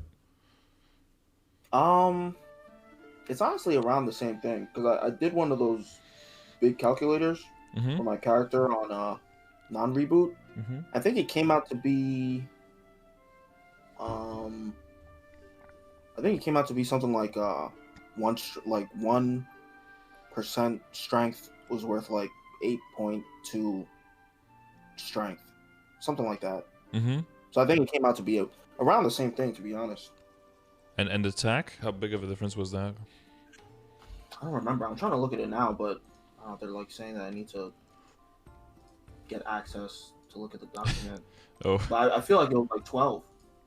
I'm not entirely sure. I don't remember 12? specifically. Oh, well, attack should be lower, but it's possible. Oh, because you have way more percent attack in non-reboot because of bonus potential, right? It's possible. Yeah, so the reason that it's mainly good to look at, like for flame scores and everything, and we have our own calculator, is that it also helps you future-proof your flame. So you don't look at like right now how much is it worth, but later on, once everything is like 18 and 19 and 20 stars, and once the flames are all at a certain level, and once everything is legendary, the balance of your stats will shift quite a bit compared to now. But because we have fewer sources of upgrade, it's a more controlled environment to how those stats will measure up against each other. So therefore, we can more reliably say what is your flame score going to be if you keep this for later stages in the game. So that's why it's a good idea to initially use. Initially, people use a calculator, but yeah, like stat is 1, Dex is 8 to 1 in late game, and then 10 to 1 in end game. So that scales down. Attack is 4 for now. For 4 score for now, and then goes down to 3 because of extra attack you get when you Star Force a lot more. And then all stat is typically like 8.5 and goes to around 9 in the end game. So as long as you're aware of that, like attack goes down a bit and all stat goes up a bit. As long as you keep that in mind, you can use the calculator in the chat if you want early on. And then that will give you a better idea of like what flames you're looking for and everything. And then you compare that basically to the progression grid. I don't know if you've seen that one. I think I have. And that basically talks about like all of the numbers that you want to be aiming for, what you want to be hitting, which can be a good measuring tool if you're used to non-reboot, because the balance will probably be quite different.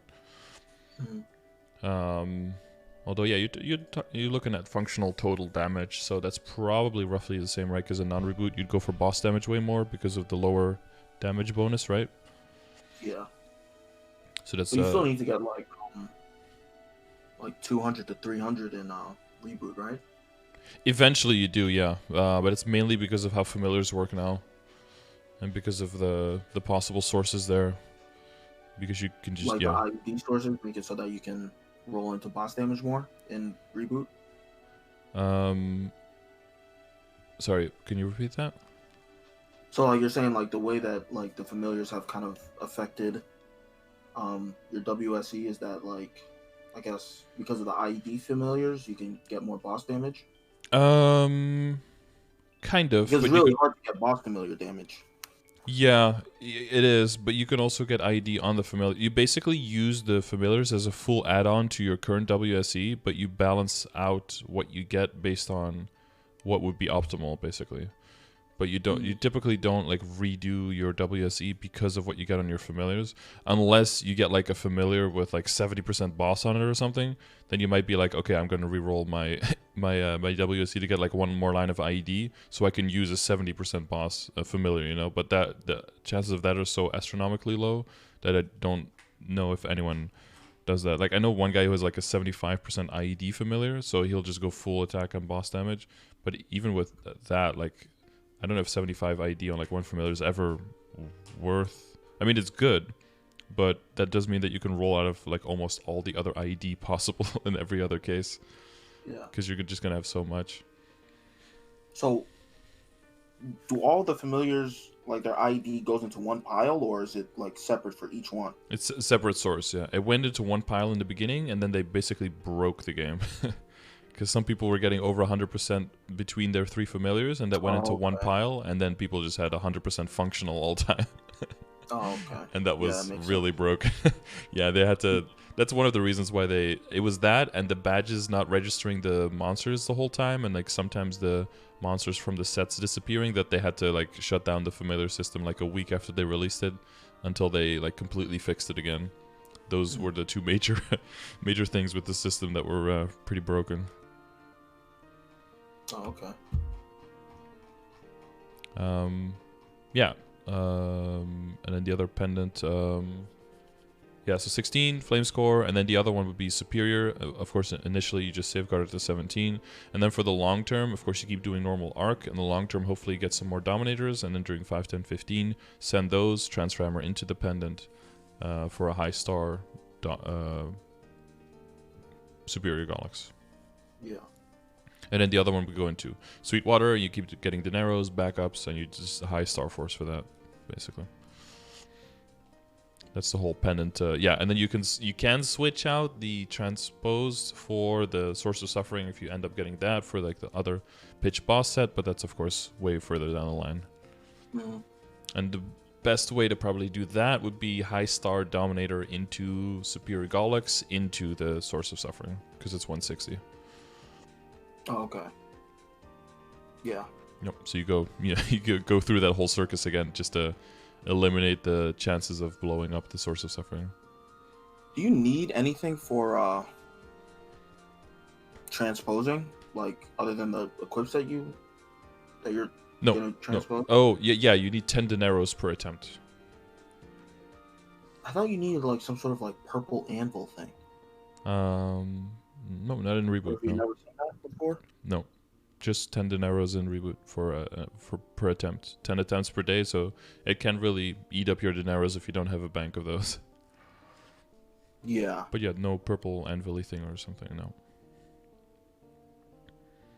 Oh, that's for a free try in regular servers. Okay, yeah, no, we don't have that item in Reboot. Oh, okay. Yeah, because I have one of them on one of my characters in Red server, and I held on to it. I thought that you would need it. Oh, so it's just worth 10 dineros then, essentially, I guess. Okay, I thought I had something special on my hands. I'm sorry to destroy your dreams.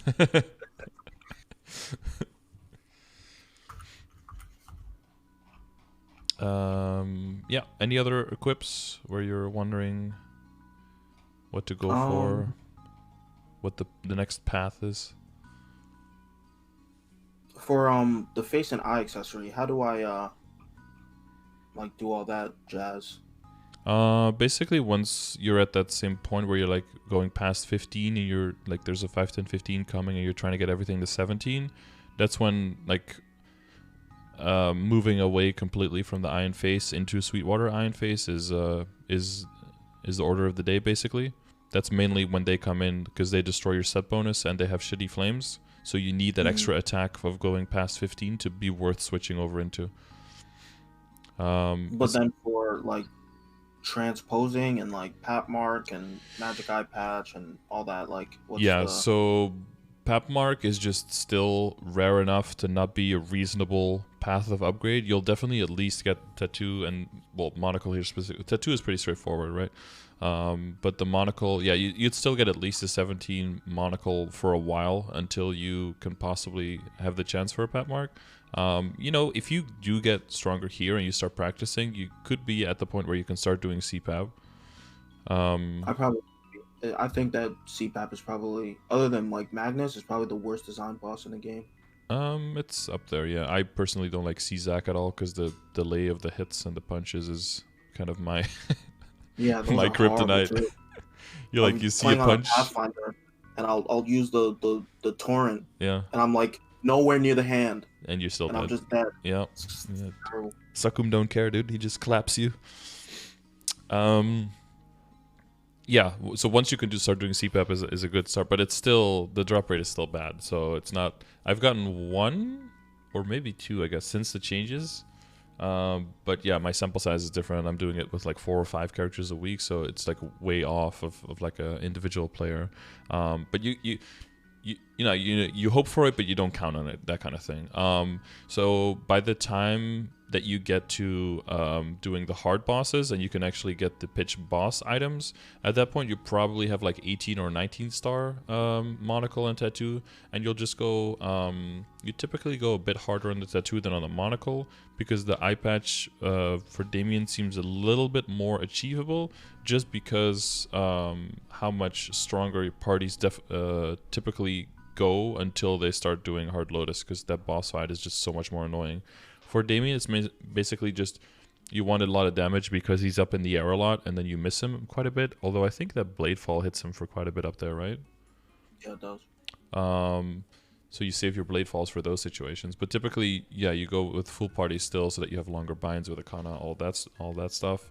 But it's mainly just a lot of HP, but the mechanics are pretty much exactly the same. But for Lotus, there's just so much stuff falling from the sky that it gets really annoying, that typically people just go in and with a lot of people or with a lot of damage just to burst them down super fast because they don't want to deal with that phase 3 bullshit.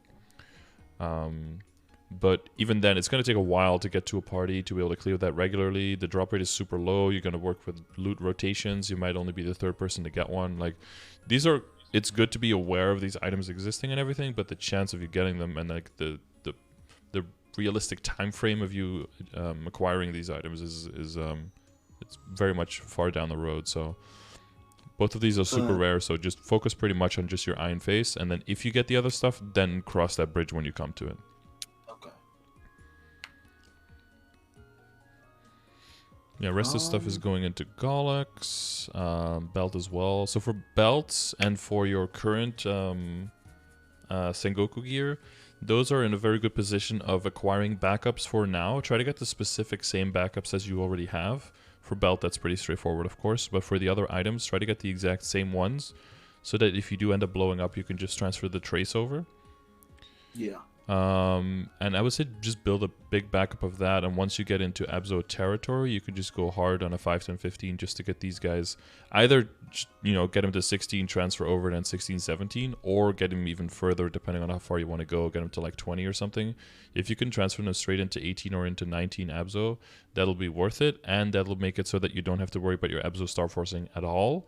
Then you can fully focus on the potential and their flames, and then star force wise, you can focus way more on the other items, on the accessories, on the rings, on the pendants, like we were talking about, and the eye in the face, rather than having to worry about your Abzo, because Arcane seems way more achievable in the coming time than it has been before. So we tend to not go too overboard on the star forcing on Abzo anymore. Unless Arcane is like a fever dream very far away. If you're, funding like 5 or 6 different characters like some idiots in this game do.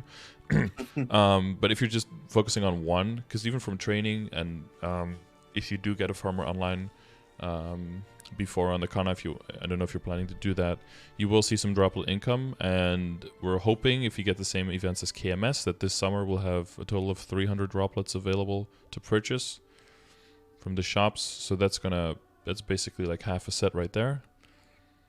You add a weapon drop and you're pretty much done. And if you get lucky and you get a Kaiserium, then you don't even need the weapon drop. Or, well, you could kind of still... When does the... Are you kind of aware of like when the Abzo, when the Kaiserium, when the Arcane, kind of like weapon-wise? Well, like when they're about equivalent. Yeah, yeah. Isn't it? Wait, can you Star Force Kaiserium? Yeah, you can, yeah. But it's 150, so the thing that people would do is go 22 Pencilier and Transfer Hammer into it for 21 Kaiserian. Okay. No, I'm not sure when they're about equivalent, but I'd imagine that once you get into 21, Arcane is better than everything. Yeah, I think once you have full Arcane set and it's at least 19, I think it beats out the Kaiserium. But you have like full Arcane 19 plus. Until then, because the Kaiserian typically go for 21, and even though it doesn't have flame advantage, it has such high base weapon attack that even the lower tier flames still end up being quite a bit. And you can potential it like normal as well. So the only real downside is not having flame advantage and being like realistically capped at 21, because replacing that is pretty pretty hard. But yeah, that stays better than Arcane until you have full Arcane 19, and it just blows Abzo out of the water pretty much, because for Abzo you can just get the hat instead for the 5-set bonus to get your 30% boss damage. So that's a way easier equivalent, and then you just don't have to deal with the weapon at all. That's kind of where all of that lands. Okay. Yeah. Getting Arcane is kind of just like, in particular, like in Reboot, it's just something that you don't really think about until you can start doing Hard Will and Hard Lotus, right? I mean, Hard Will and Hard Lucid. Because the droplets are just way too rare. Well, so up until now, like with Awake, the droplets got quite a bit more common. Not quite double the rate, but significantly more common. The drops from Hard Lucid and Hard Will definitely got better, so that doesn't mean that you don't think about Arcane, but it does mean that you don't buy the Arcanes yet until you're realistically killing the bosses, because you do want to make sure that you don't buy the items and then get the drop right after, and then you're like fucked.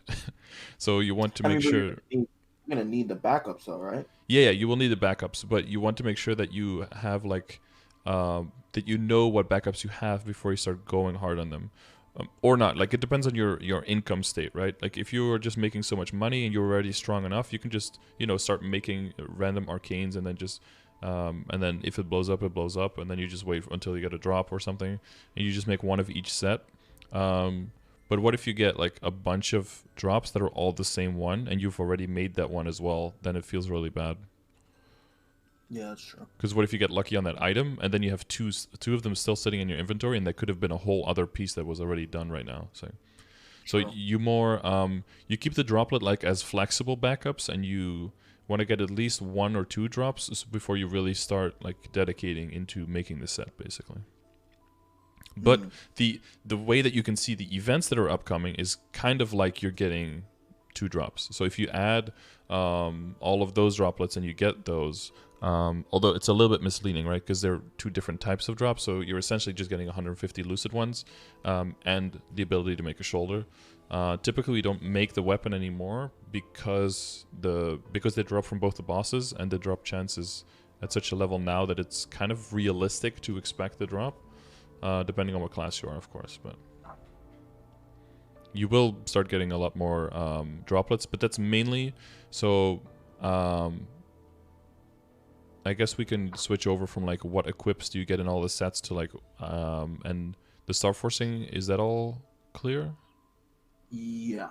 We can go into like the potential wise, because like once your weapon, secondary, and emblem, like once that is set, typically what is advisable if you don't have a dedicated farming character is that then you work on your accessories to go for meso obtain and drop rate, and then you will see. Yeah, then you'll see more droplets, more money, and then at that point also you're going from epic now into legendary, so you don't really lose any strength.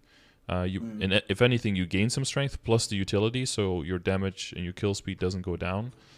And as a result, also once you're in the guild, right, or you're in the guild now, you can use damage percentage and critical damage like alternate between the two, so you always have one of the two up, so your kill speed will be reliably way higher now.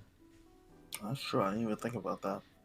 Yeah, for training, that's very useful to be in a strong guild. You can go to higher level areas quite a bit easier with that. Because I like training, but I don't like training when, like, it's hard. Mm-hmm. Like when the mobs aren't dying, it's really frustrating. So Damn, trying to you must be the only person. I think people love like training and then like 18-shotting monsters. I think that's like people's favorite thing. Like, oh, I can't believe this monster's still not dead. This is so fun. Let me hit it 3 more times. Yeah. No, yeah, your baseline kill speed will probably see quite a nice bump with the guild skills, yeah.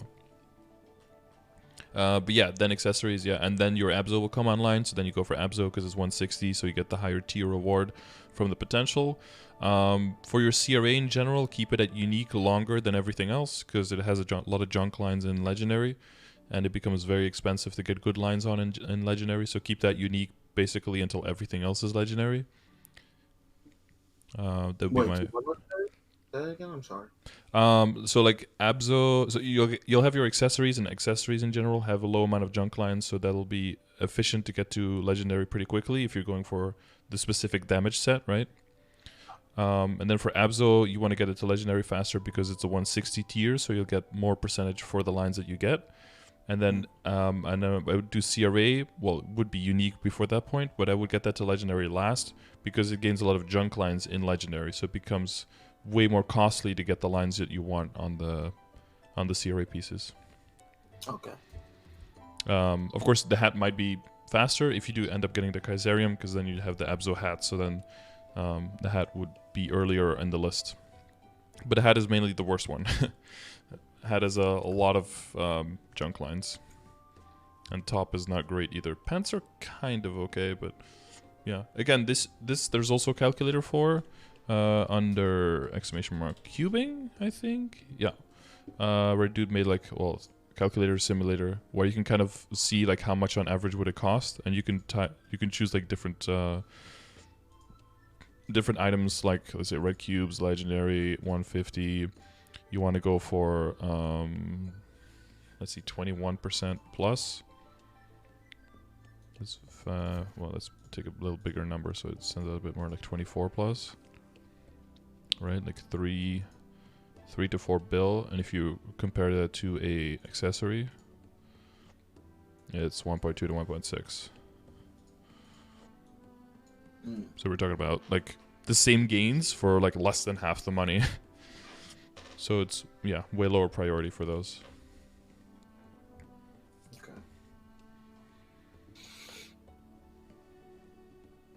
So for heart, I should just wait for one droid? Yep, wait for one droid. Okay. Pretty much. Totems, wait for Dark Lords.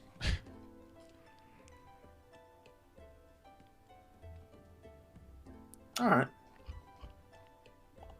Yeah, so flames is basically like an afterthought. If you get flames from a boss, then, you know, I have a flaming video as well where I talk about it. But you just like flame, if your flames are about to expire, you just throw them on whatever item can make the biggest gains. You know what item can make the biggest gains by checking with the progression grid and what you have right now. And then you just go one item at a time like that, prioritizing your weapon, and then high level items with flame advantage into lower items with flame advantage into items without flame advantage. That general order. But flaming is definitely kind of a dotting your I's and crossing your T's kind of thing when it comes to upgrading, because they have no events. So you primarily save up for Star Forcing events. Star Forcing is where you can just make a shit ton of gains, and then cubing you can do a little bit on the side if you want off event, but mainly you do to get your meso, get your WSE and get your meso obtaining your drop rate, and then after that you basically wait for big events to try to maximize your gains on during cubing sales on these items. To get like everything legendary, to like mass reroll with red cubes, that kind of stuff, to minimize the chances of having to end up with worse potentials than you started with. But other than that, yeah, then once that all of that is pretty much settled, and when you hit all the boxes in the progression grid, like how much stat you have, how much Star Force you have, like once that's pretty much settled, then you can start thinking about like throwing money at flames. Other than your weapon, or if you get a Pep Mark or a Dominator Pendant and you want to be able to transpose, I would never really buy flames. Those would be like the only 3 items that I would consider doing it like before transposing and on your weapon, because it's so important to get a good weapon flame. Okay.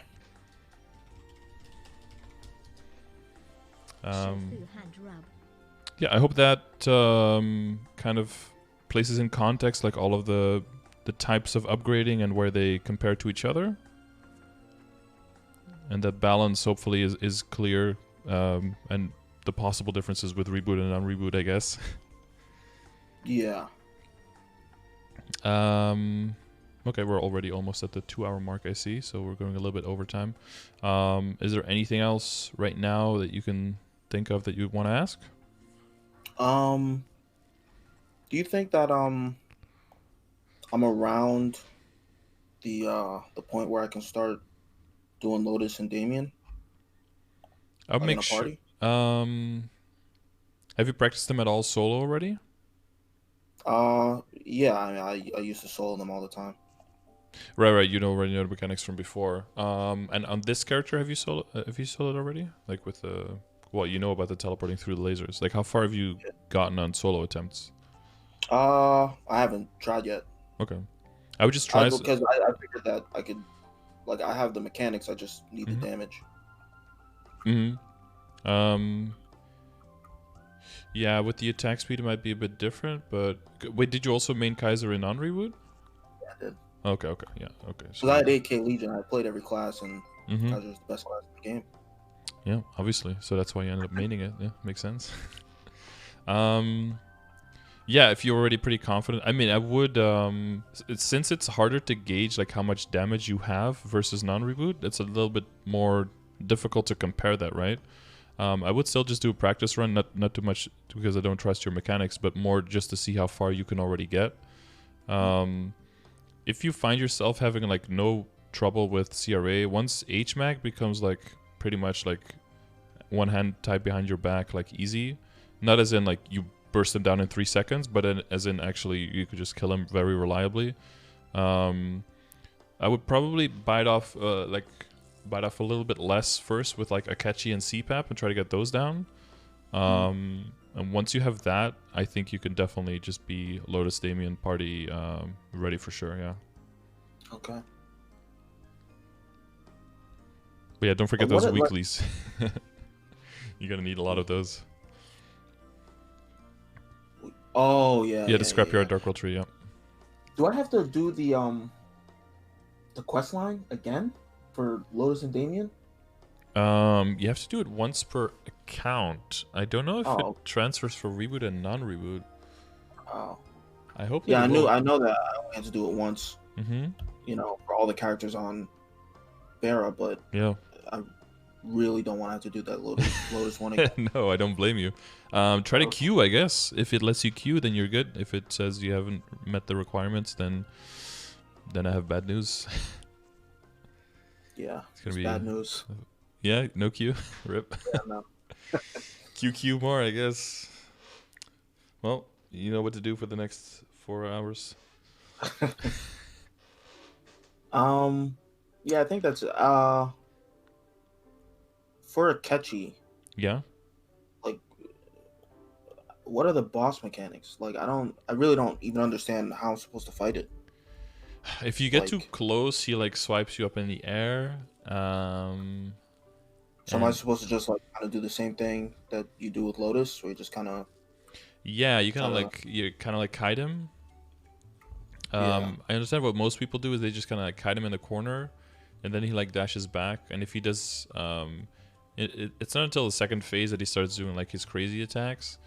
But as long as he's pretty close to you, if he does one of those crazy attacks, they're pretty well telegraphed and they're shown by like blue after images or 4 images, I guess, of him that are going to be swiping where they're standing, and you're going to die if you stand there. So as long as you stay kind of close to him, you can just teleport behind him and like Omaiwa Moshindru him, and then he's like, Nani? And then he dies, basically.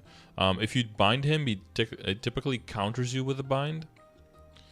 So like make sure that you're well prepped and have all of your damage ready to like go hard during a bind and hopefully kill him with it, because afterwards he'll like counter bind you and DR, and it's just kind of annoying. Does that mean he'll counter? He's gonna bind me? Yeah, he binds you. Yeah. so I can't move, and he just beats my ass. A little bit. It's not too long. It's only like for 5 seconds, I think. It's just annoying as fuck. Oh, okay. But yeah, if he does one of his major attacks right after that bind, he can like bind and burst you down. Yeah, it's possible. So it's one of the only bosses that can do that. Okay. Because Sounds ridiculous. Yeah, all the other binds, you basically nothing happens. Because I think Madman can bind you, but you're just kind of like stuck. But he doesn't really do shit. And then Hilla can bind you in the cage, but then while you're in the cage, you're immune to the damage, so it's not really, you know. Oh, okay. Yeah. It's a bit different. Is it like a seduce? No, you just actually just like completely like, I think your color even changes and you're like stuck in a weird pose and you just can't move at all. Oh, okay. Yeah, I guess Thingy does that. Queen does that, right? Where she seduces you and then you end up just dying and healing her, kind of. Yeah, she does, and Horntail too. Wait, Horntail? Oh, Yeah. Horntail. Yeah. I was thinking of Felm for some reason. I was like, Felm doesn't do that. Yeah, Horntail does. Yeah. Oh yeah, I've been intimately familiar since I did Horntail on the 0 and got seduced like 6 times in a row. I was just jumping from one side to the other and then jumping and then stun and beautiful symphony of getting cucked. Fun boss mechanic. Yeah, the best part is when you can start doing ping bean and you get blinded and sealed every second. Yeah, Just I mean, but spamming all cures. Yeah. I think the only question I have left is about Phantom.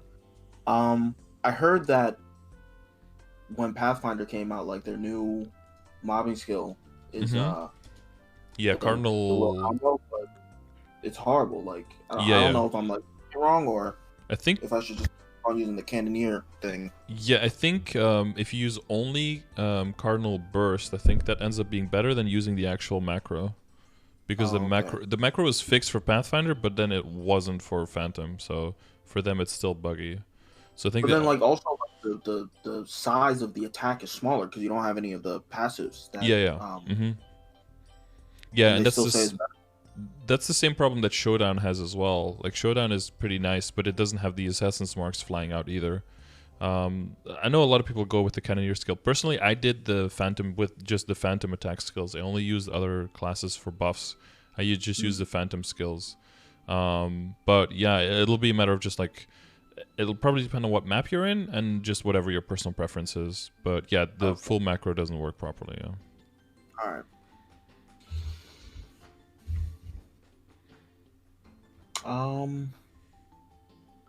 I think that's it.